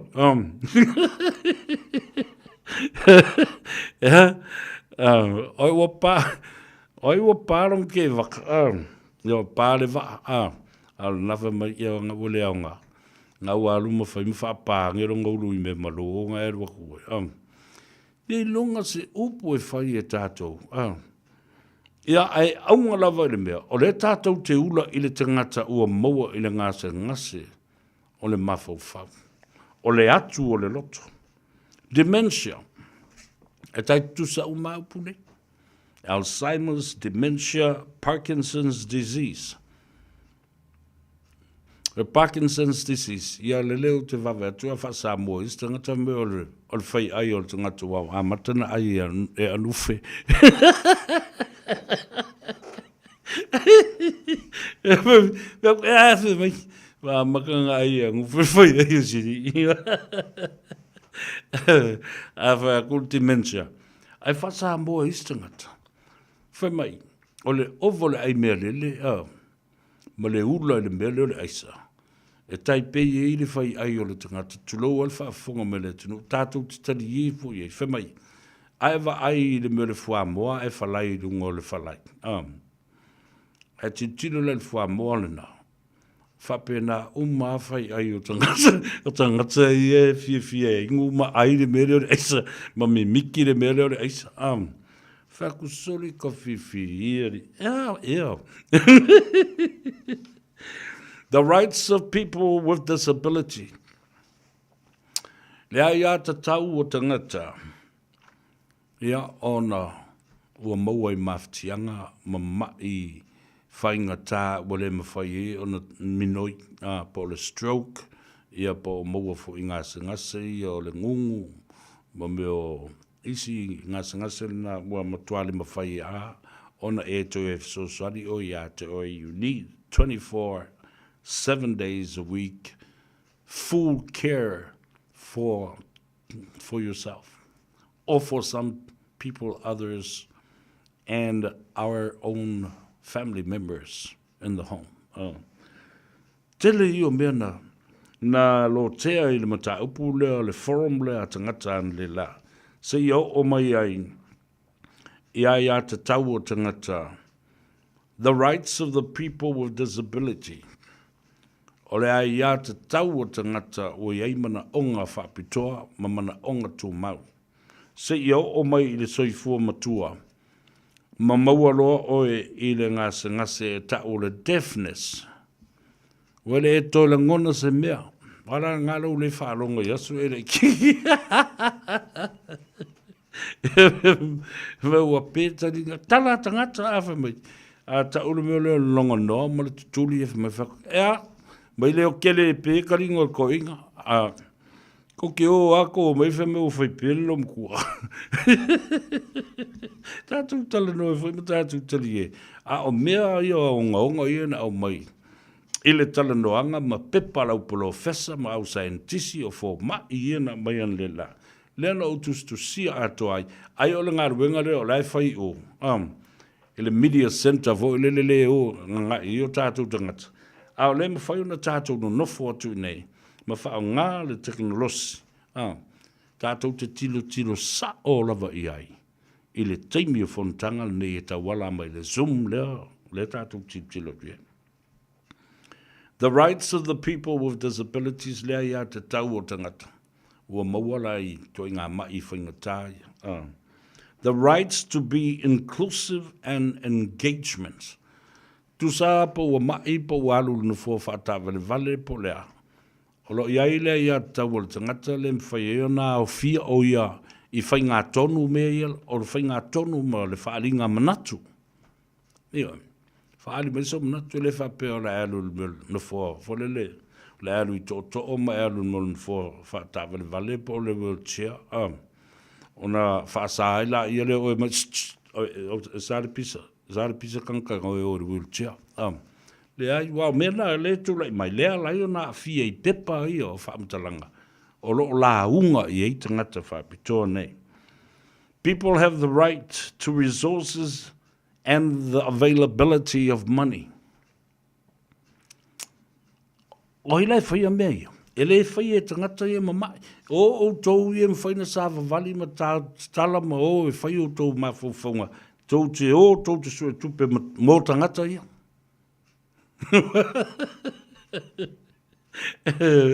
E whaia kuira wari ia. Me lau ka mai kai swai whalongo meo kou. O mea ia lenga loki ale whongoa. Ale chaukam. O kou kala vounga ngai ele ko mai male mamlama. O kou ngai ko ki su e mea.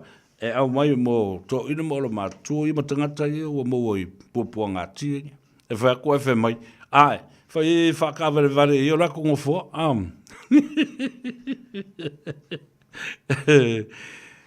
You see, people, how you deliver when you're talking about serious stuff like this. Very serious, you know. You have to smile and laugh and tell it as it is, because when it comes to reality and it hits home, this is for real.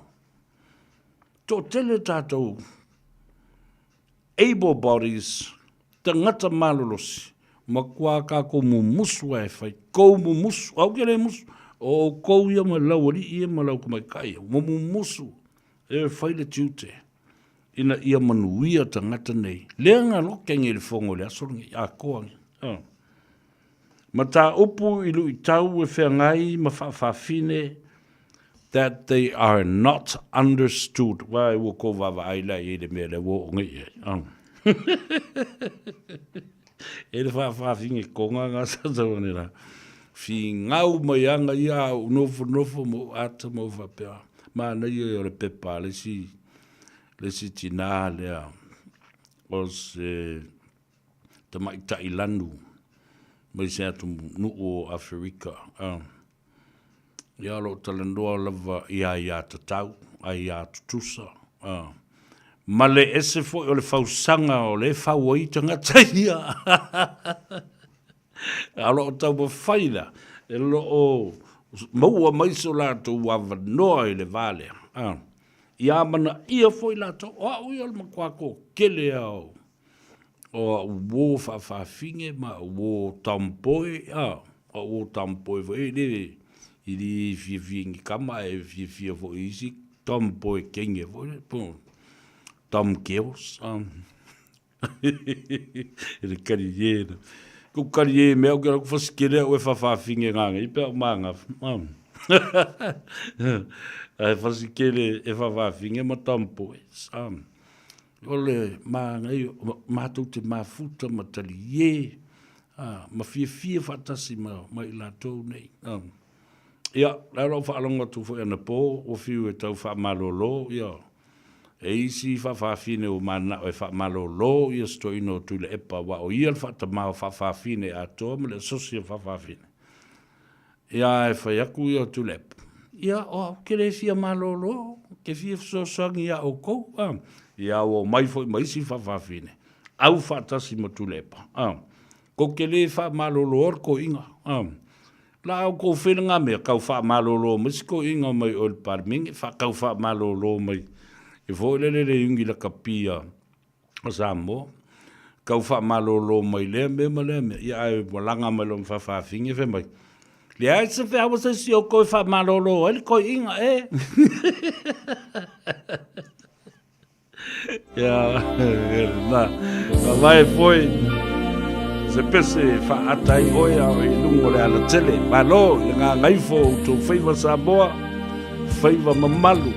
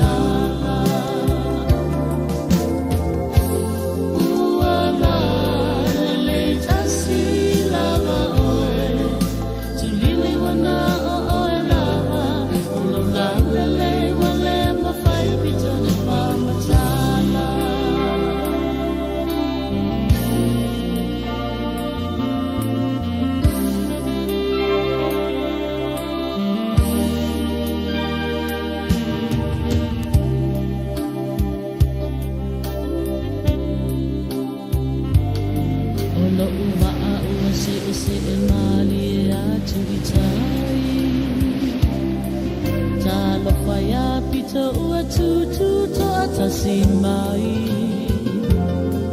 no utino pe a pe talu le fia va ai no fatu pe watu ia ise pe luma ai tulili se e mai ala ia lau maasala fa ua o fia inu vai malu i o noi mata ua la lele tasi lava oe tulili wana o oe lava ula lele wale mawhai pito na whamatala ua la lele tasi lava oe tulili wana o oe lava ula lele wale mawhai pito na whamatala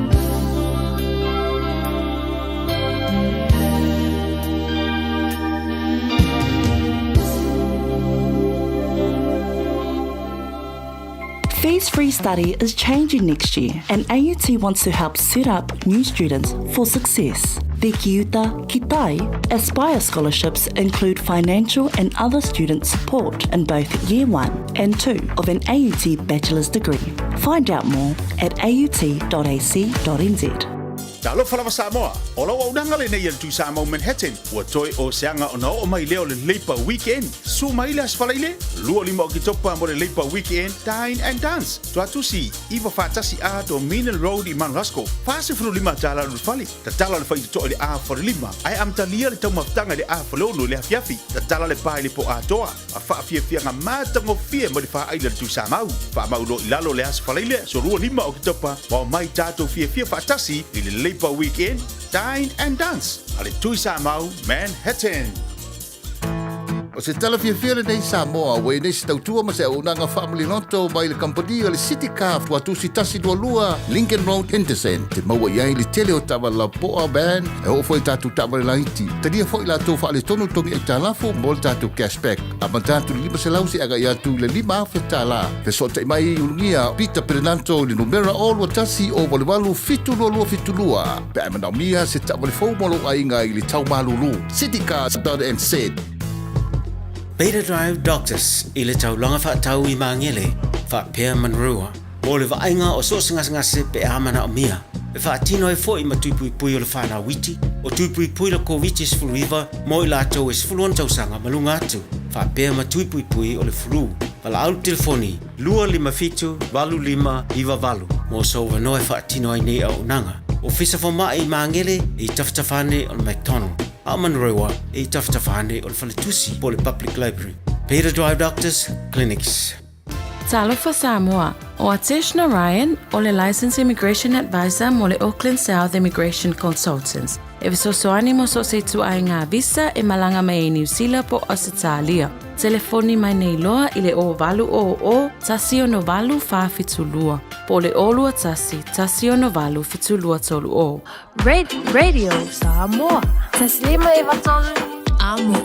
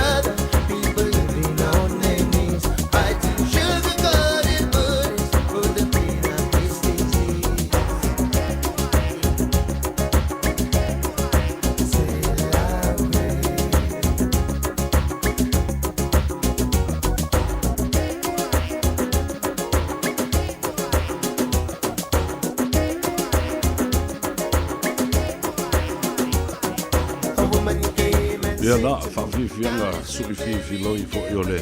Mana mo ngā ruenga. Ia malanga ngai fo o whaiva o lea tunuu i le rei fo i a solua. Ia ma o loo i lunga o lea la tele e anga i atu i maonta malawa. Ma lo le ngā lue, ma lo fo le whapalos i whapena fo i a te utou. O loo ua tā pena.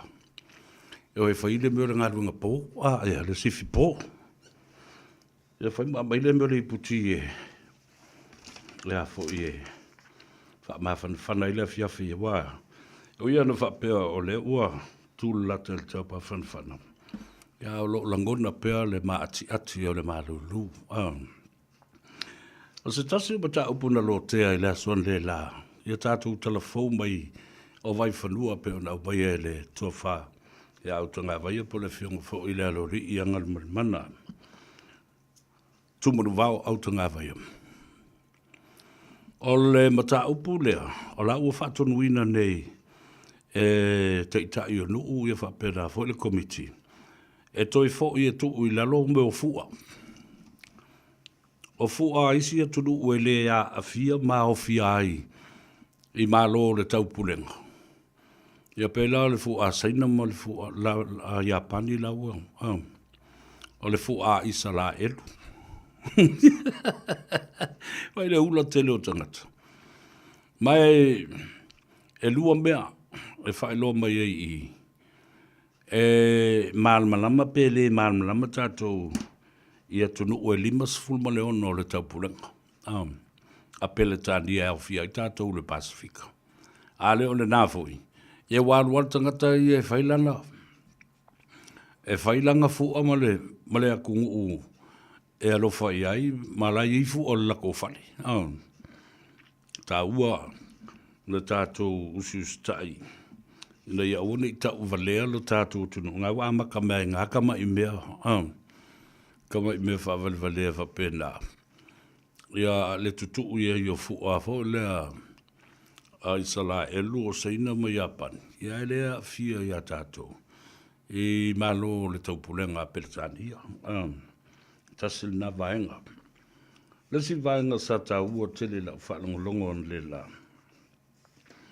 Ina ua lo tea le mata upu lea o tangata e whai ngā luenga whaavaiteimi mao isi atunu o e ngā lue ai.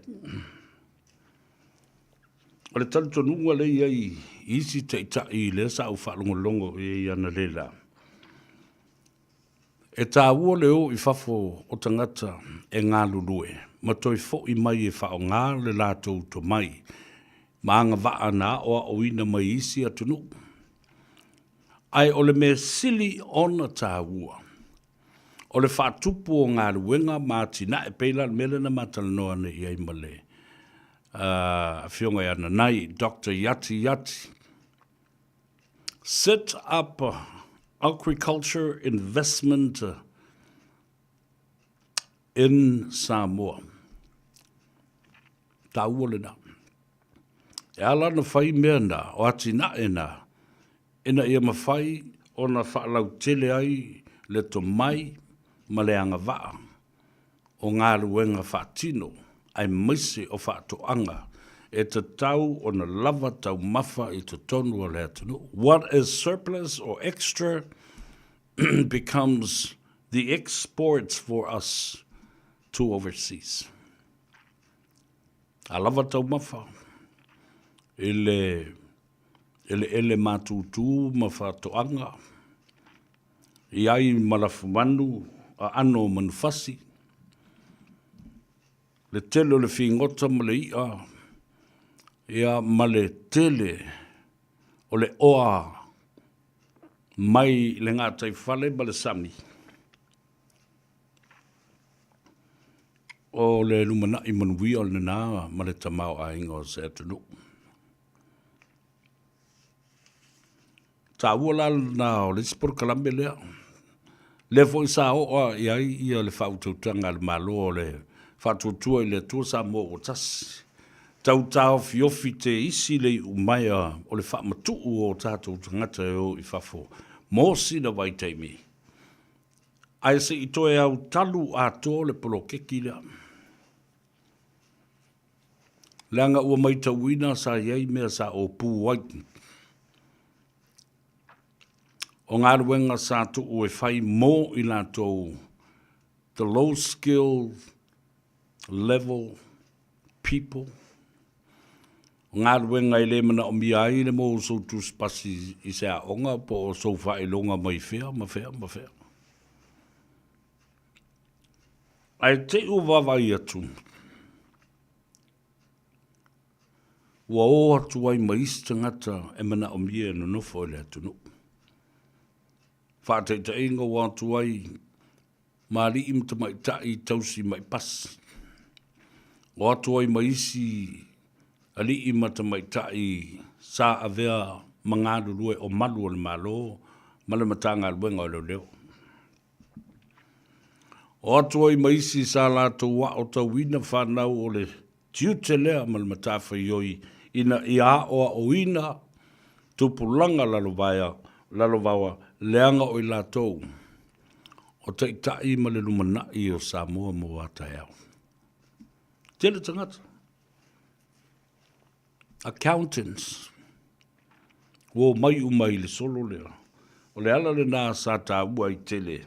Le tā fiofi la i titi, ai le whapena tu ua ai le poloketi. Ea pa o le ngā luenga whawaiteimi. Awa, amana tua fo i le tele o tau sanga o mawai.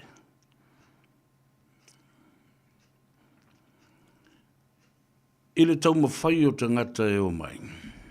Sa whawhinga tāna whai o tātou visa. A mata mai le nāwai tau se i o mai i le teimi o le COVID. Luafes fulmariva se i o mai lava i le tau sanga le nei. Wa matua I whaingata.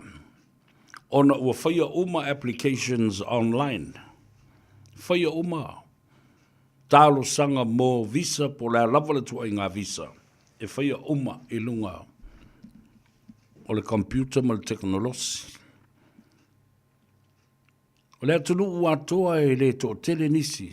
Ai misa ta mamti nā mātua.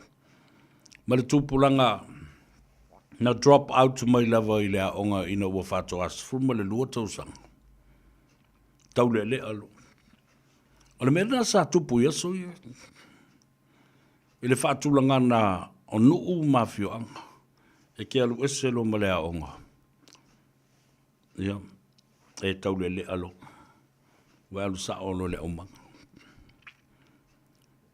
Ai ale to ya onga fo se teine ia se ia se teine. Tala vou drop out mai ia pe drop off. Pe drop kick. Yo. E tau mo fai lava nei tū pāo ti nām tu mai tai na ia fina u pēr leo. Ao le au poala. Ia mena sa tu ia. Mai se nuu mawhio anga I tua. O lala whanga I malosi tele le pule ngāri I mwhai pule. Ea mara tūlanga o tū maanga I whanua. Maanga fo ia nuu lātou ia mā lātou au manga awaluma o teine awaluma o tane. Au manga. Ngana au manga do la yule. Whai ko rua la I kiki e ia pe whako asfuru walu kausanga. Pi oi malpakua I ngai le ambonga. Ina ua alu loe whai a vai kua le a ingolong ko rua.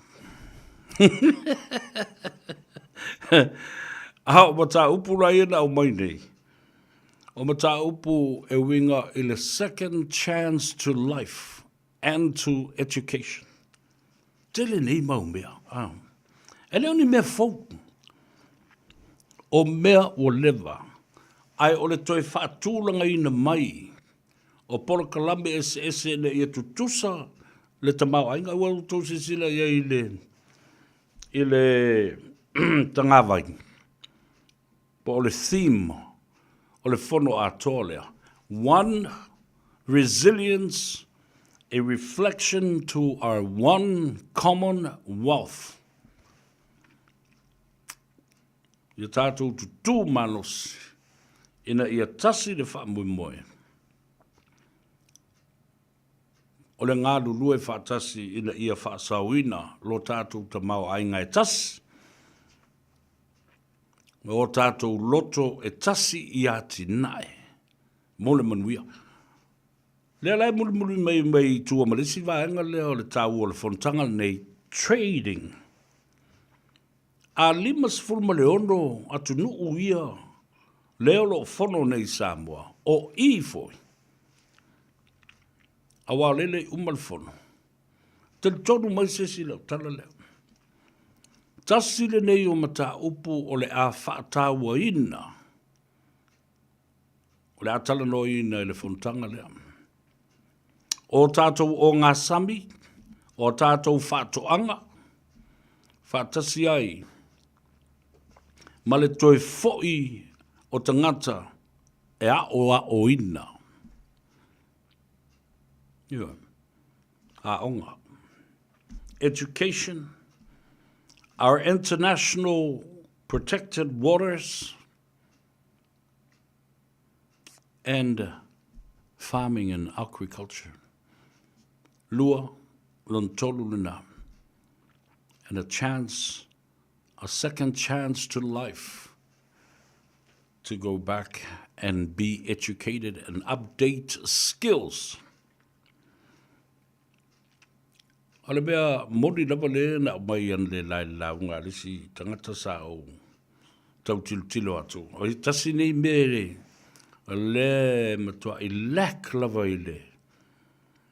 I le production team mai lātou la lena avene I ai ia kon kalate lua tesi ma le 5 miliona. A whaila ua a ngai e whaile production e tatau o na iai ulu tala I tua. Po o lalo fo I graphics. O ai le pona ua le tala no mai. Po ai le te tai le tu lau lava le whaafonga le tunu.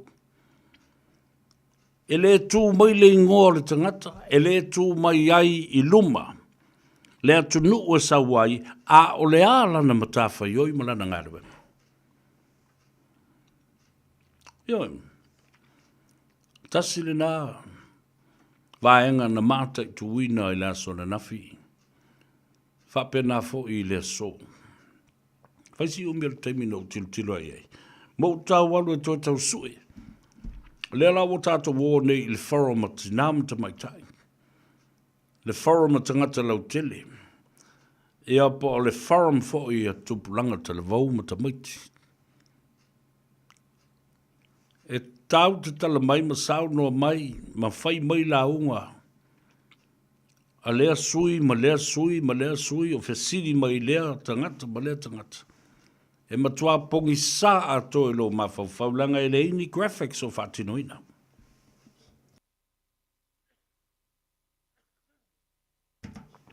Po Mr. Ailea, minister of what?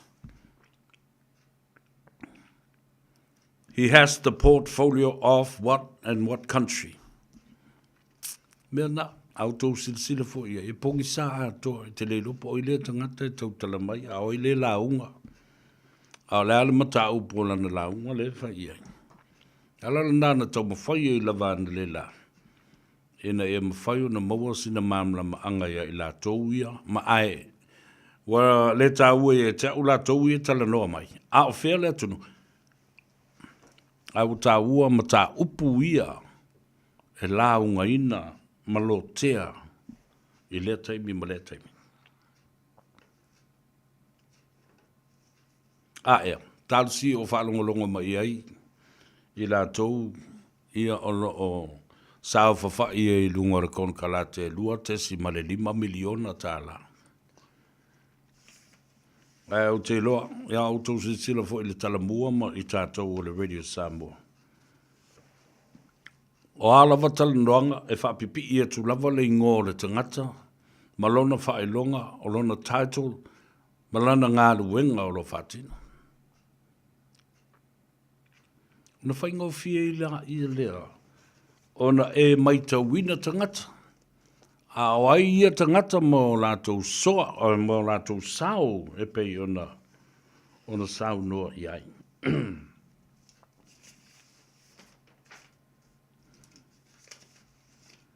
O te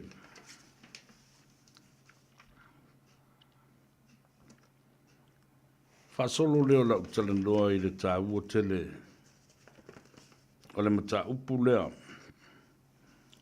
The second reading of the bill, the New Zealand Citizenship Act of Samoa, 1982.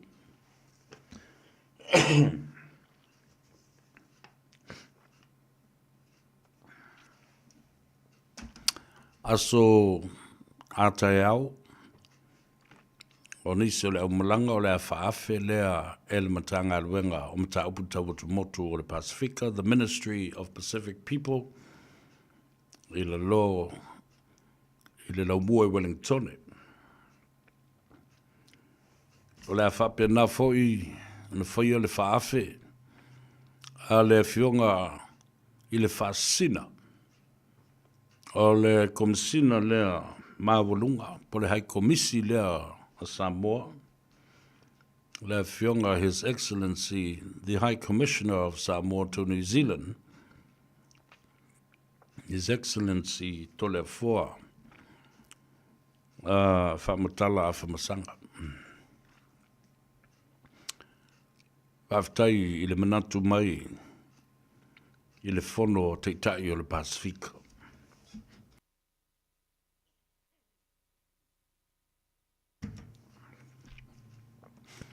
Ia, I lau o fionga I le komisina o Samoa. Whapena fo I le Minsta ma le matanga luenga.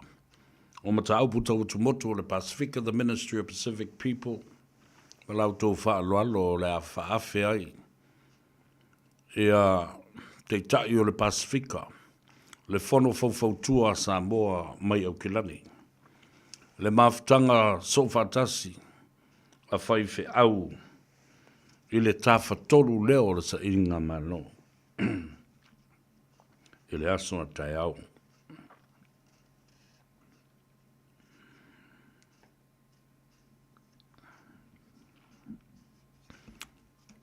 Le aso utalitonunga. I le tāua o le avanoa o toe langa ai langono ma fitutu na imuni au i le ofisa o le malo New Zealand. Le hai komisi i le taulanga ia pia malona ofisa au tu. Te tala mai le i tū lai iwa le tae au se ia pa ia le i tū lai wha. Mana tua whaina watu i la utale le vasona se ima vatu nei lo wha se a le mata upurea. E pēnā o le tasi le lua i tū lai te tala i le ofisa o New Zealand toi tāpunia. I le aso, ma le aso, isi aso i le tala ai o whaianga luenga internal work and paperwork and all that stuff that goes on in there. A le nofo atu tangata i fafu. Ta māma tina mātutu o le atinu. E le māsani i le whaongaina o le computer ma le online services e whai ia lātou application ia pa o lātou tālo sanga fo. Ini visa e malanga mai. A la le u whaasino mai. Wha sila lo ia mai o se whaamrianga fo le mo le tātou tunu. I le whape tofu computer o mo fo i. Ia le atunu o atoa, ma tofu laptop atoa le atunu, mai lo uma alu lungo leo website, ma alu whaonga le computer, whaatumu ai online, ia lau application. O le frustration, ia po o le ti ngā o le mafofo o le tu, ina malo matua. E drop kika e al to ina le nale me o le telefoni ia po fe me lia i e makia i kong i e le whari. Ia po le laptop foi po le computer po a meu.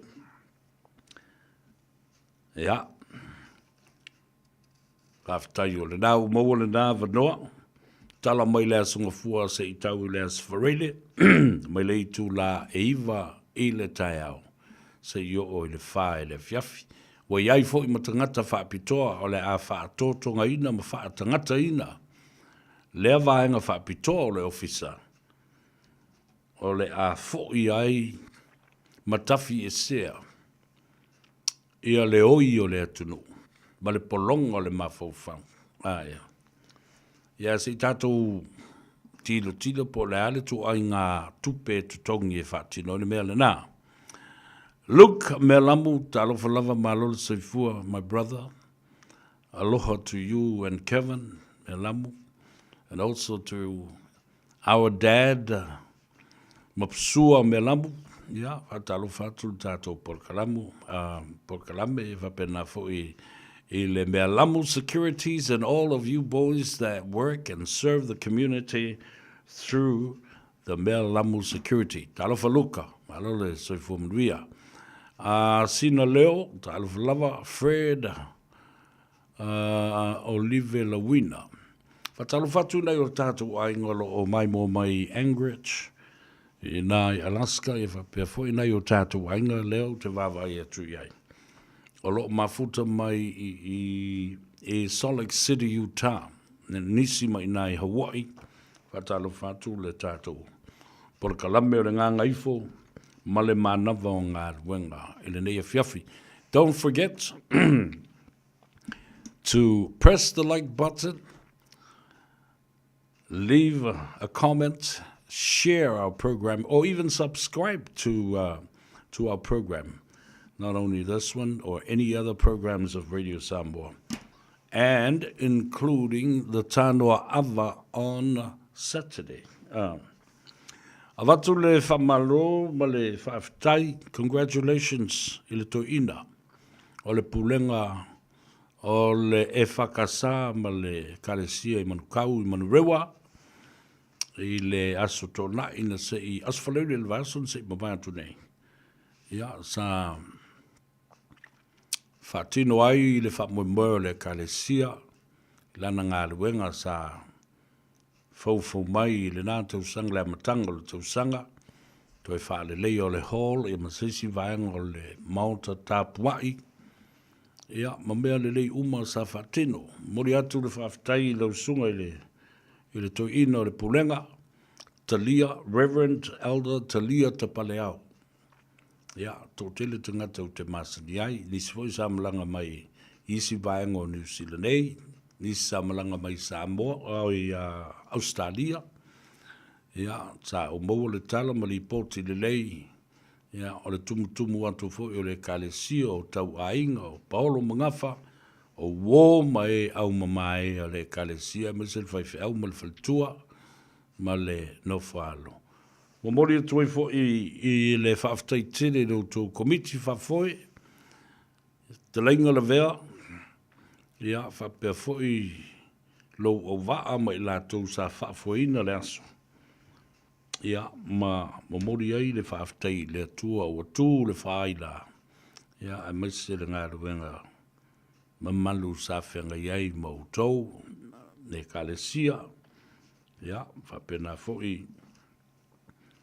la tau sa alo lo fatu, i le anga le lei le ngā ruenga. Ia, tāru si ia tū maola le ngā ruenga. Ia, a wā ni a nganga si tele mō le ngā ruenga le tua. Whatalo fatu Elaine Petelo, alo se fumruia o a mai. Ia, whapea fo i tiu Malu Francis Rees, talo lava Jacopo le pua, alo le se fumruia. Share our program. Ladies and gentlemen, please share our program to your other friends and families, and if you really want them to to laugh. Fatalo fatu i le fionga le toto ali, to filau, tongia, le ao ngā upu to muli, alo le soifumuria, watching from Perth, yeah, fatalo fatu ia te oimel whanau, au nese Corina, ta si lea tamata alo le Pasifika le Radio Samoa.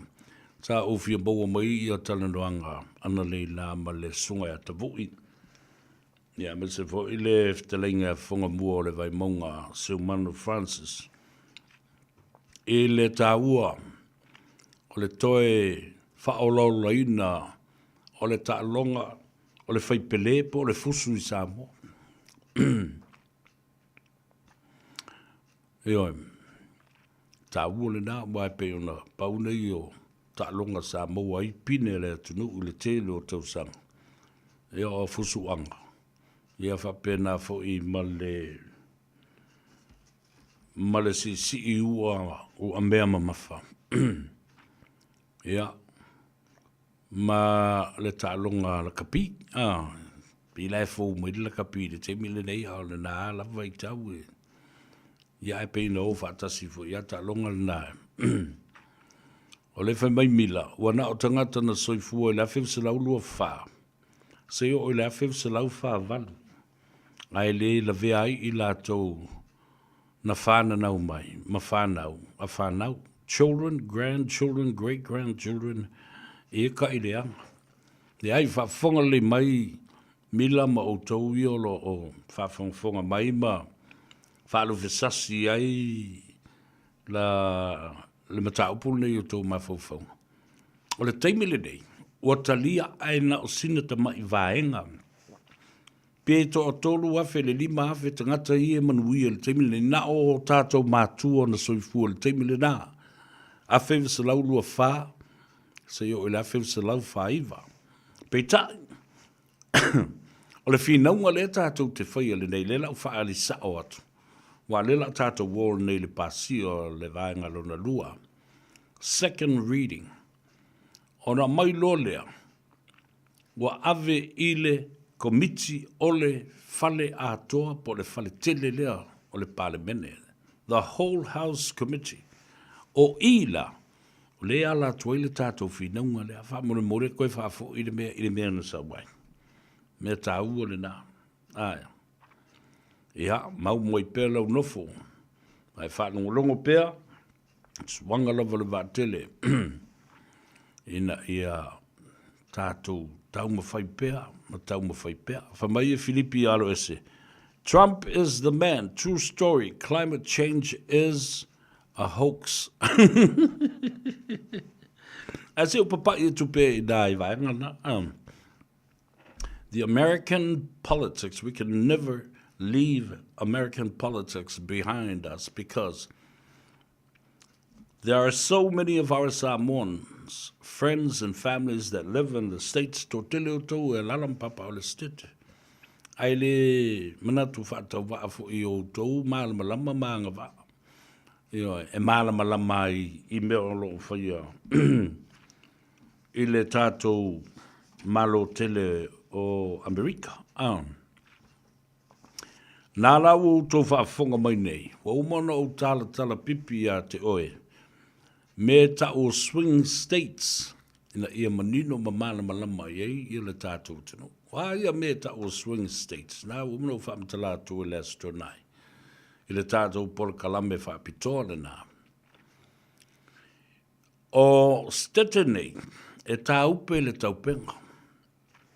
E pe ole mea whore le siso, e alu I lunga, sau I lalo, alu I autafa, alu whapea, e o whapea. Na pau ale me whaalongo iai.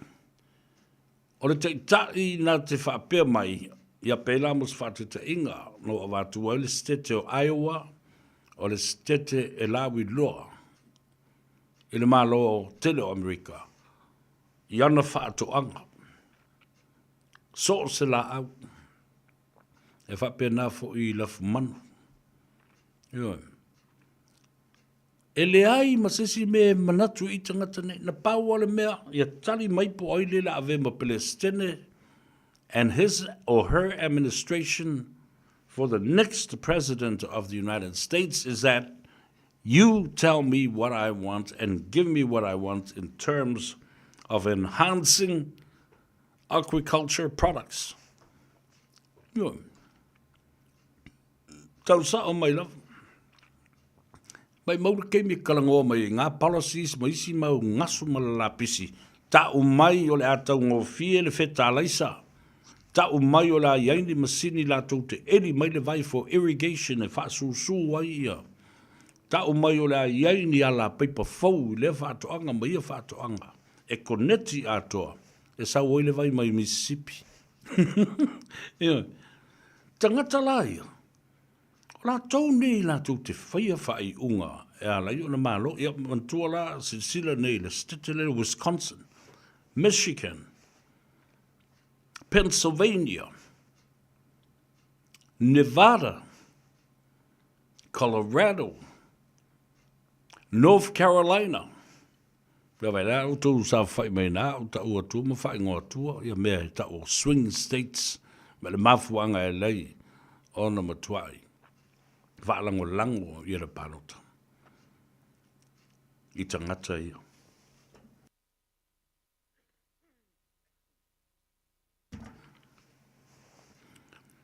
Aina pau ala mea la e ala iona on le lango ina e tangata Donald Trump. Ona o le mea lena tulai mai le Capitol Hill. Le o ngā tutonu ngale mu o le fatu lea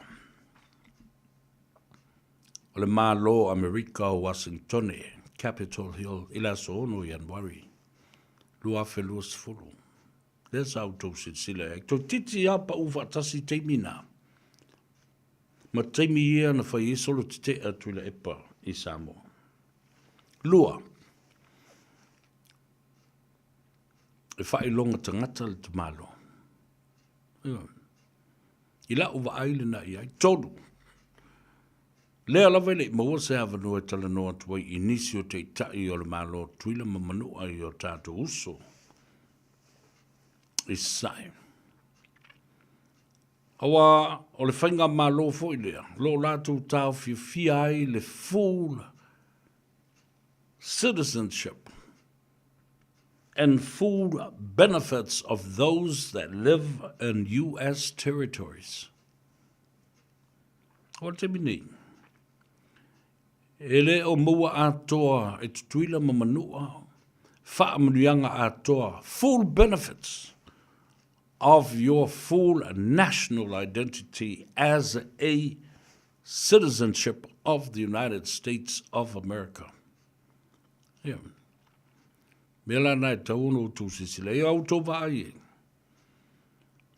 O ai se tangata e fia paronta e se tangata soli tu la fono ua wha maundia lan soli tu la fono. Tolus full whātaimi. He will be sentenced on the 16th of November, straight after the election.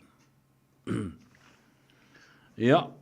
Ai nano o watu whapena, mana tua fo ile upule tātu talanone. Knowledge, ele leile malama I se mea.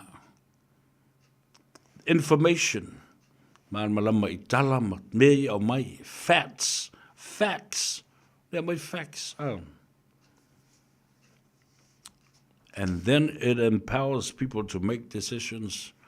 Mawhai ilau palota, malau whaaiunga, malau whiriwhiringa. Po ai te palota I ai. Ai, tawalunga atu. Ia le tātou polkalambe o ngā ngai fo whaiva. Ila o mata mala o tilo. My analyst and how did I see this? Ole... Mata upu lea whaatala noanga tu le epa ma le sunga ia le ala. Ele unungari I lea. E vale lea ma le au ai whawhasa ia mai o le. Porkala me Sydney, Australia. Le whale e opi inga masakangi, and that's a win. Te tau pēa, ma toi avatu I le malo le mea le ma tau pulea. O lo o wha wau pēa o na whaaleanga. E la wali I e to o lua. Le ingoa ma le whaamasinonga. Le whaamasinusili le fionga. Ia Justice Simativa Peresi. Lau le piupio. Lau le whaiwhai unga si. This is purely contempt of court na lai fo na whaasala maturi ma le paramene. A nalan to sa mai, ona wha mai o le ai atau, a le fo toi whai. O whela o ieila o ai atau, pe a whai e te soli pala ele ta mali anga ole whaolu lunga, o le isi ta whatolu. O le whainga malo Samoa. Paramene, kapineta, ma le wha masinosini. Wa wha wopea, na wha leanga, wha masinosili, ta uleanga ina na wha I unga, ma wha masinonga e tele ua whai. Wa mafua I o na manu malo, le wha tuatua I le atua Samoa watasi. Ion. I le mawhai lava le kengi ia le au whaalala, ma le au. Ma le au sa whawhai lalo le uru. Ia, tā walunga atu I le so. I le tā ua tele, o nei mea uma tātou te whaia e tātou te whalangolango I le tua. Awa, e le o toi mamau foi, uma atu le masino November, ma le masino December. Ai ua matua I mimilo, ma ua ae le tō wha. I le whautanga, a le whono whautua sa moe ta wala atu le lato te whono le whionga ato whilau. Ted Stanley, ia, ma le lau lau. O le, mo mani tau sanga tele mena whai. A lela, le a tātou walo le tātou fia tele le daa. The Whono Whautua and Partners Corporate Dinner on the 23rd, Luas Fultolu, o December. Ia, tā whiloa I le kirisi masi, toi whātou whātu I le tausanga tuai lua whe Luas Fulmare wha whiloa I le tausanga lua whe Luas Fulmare lima, wha I sau ticket, e te sauai I le tātou. E tasi le ticket, e awhelua se lau le ticket, e se fulu tangata e o mai ai. All you can eat and all you can drink. Tango lai wha mau popo mai.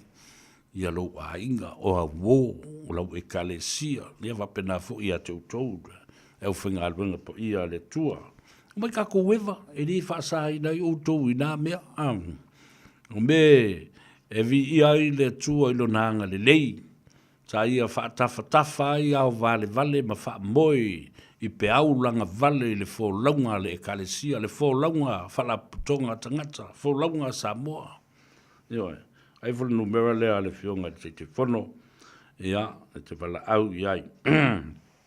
O le o lua tasi ia mawha a puka i lua masau tiket nā mo le tau vaenga. O lua tasi fitu o fitu iwa lua.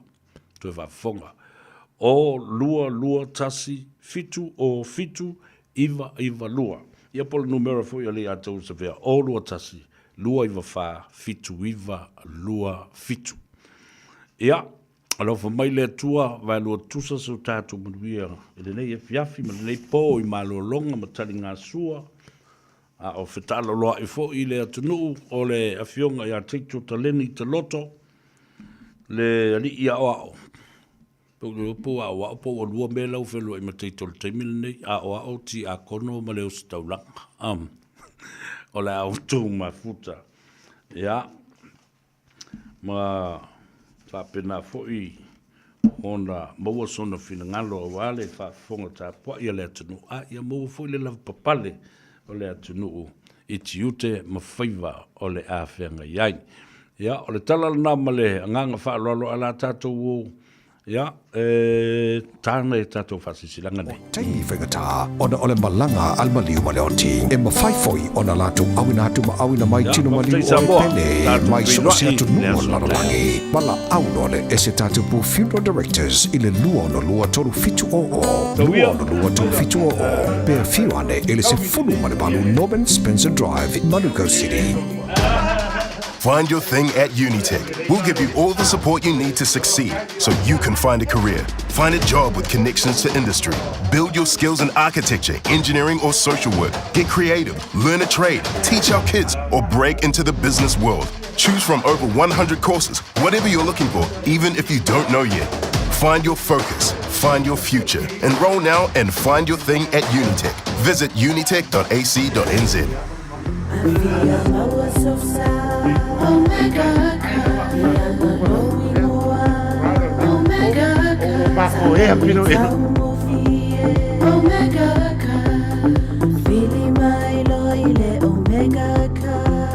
Omega Cars, lua selau Capitis Drive i Manukau. Pole telefoni o iwa lua fitu 5 tasi lua. Susu mai Manukau ne Omega Cars. Umalole keisi le Omega Cars. Talofa, oa ua mele, le tinao ana ma John. O se vai aso pisi le nei vai aso. O lo o afia John i le fulu, ai o lo o maua ana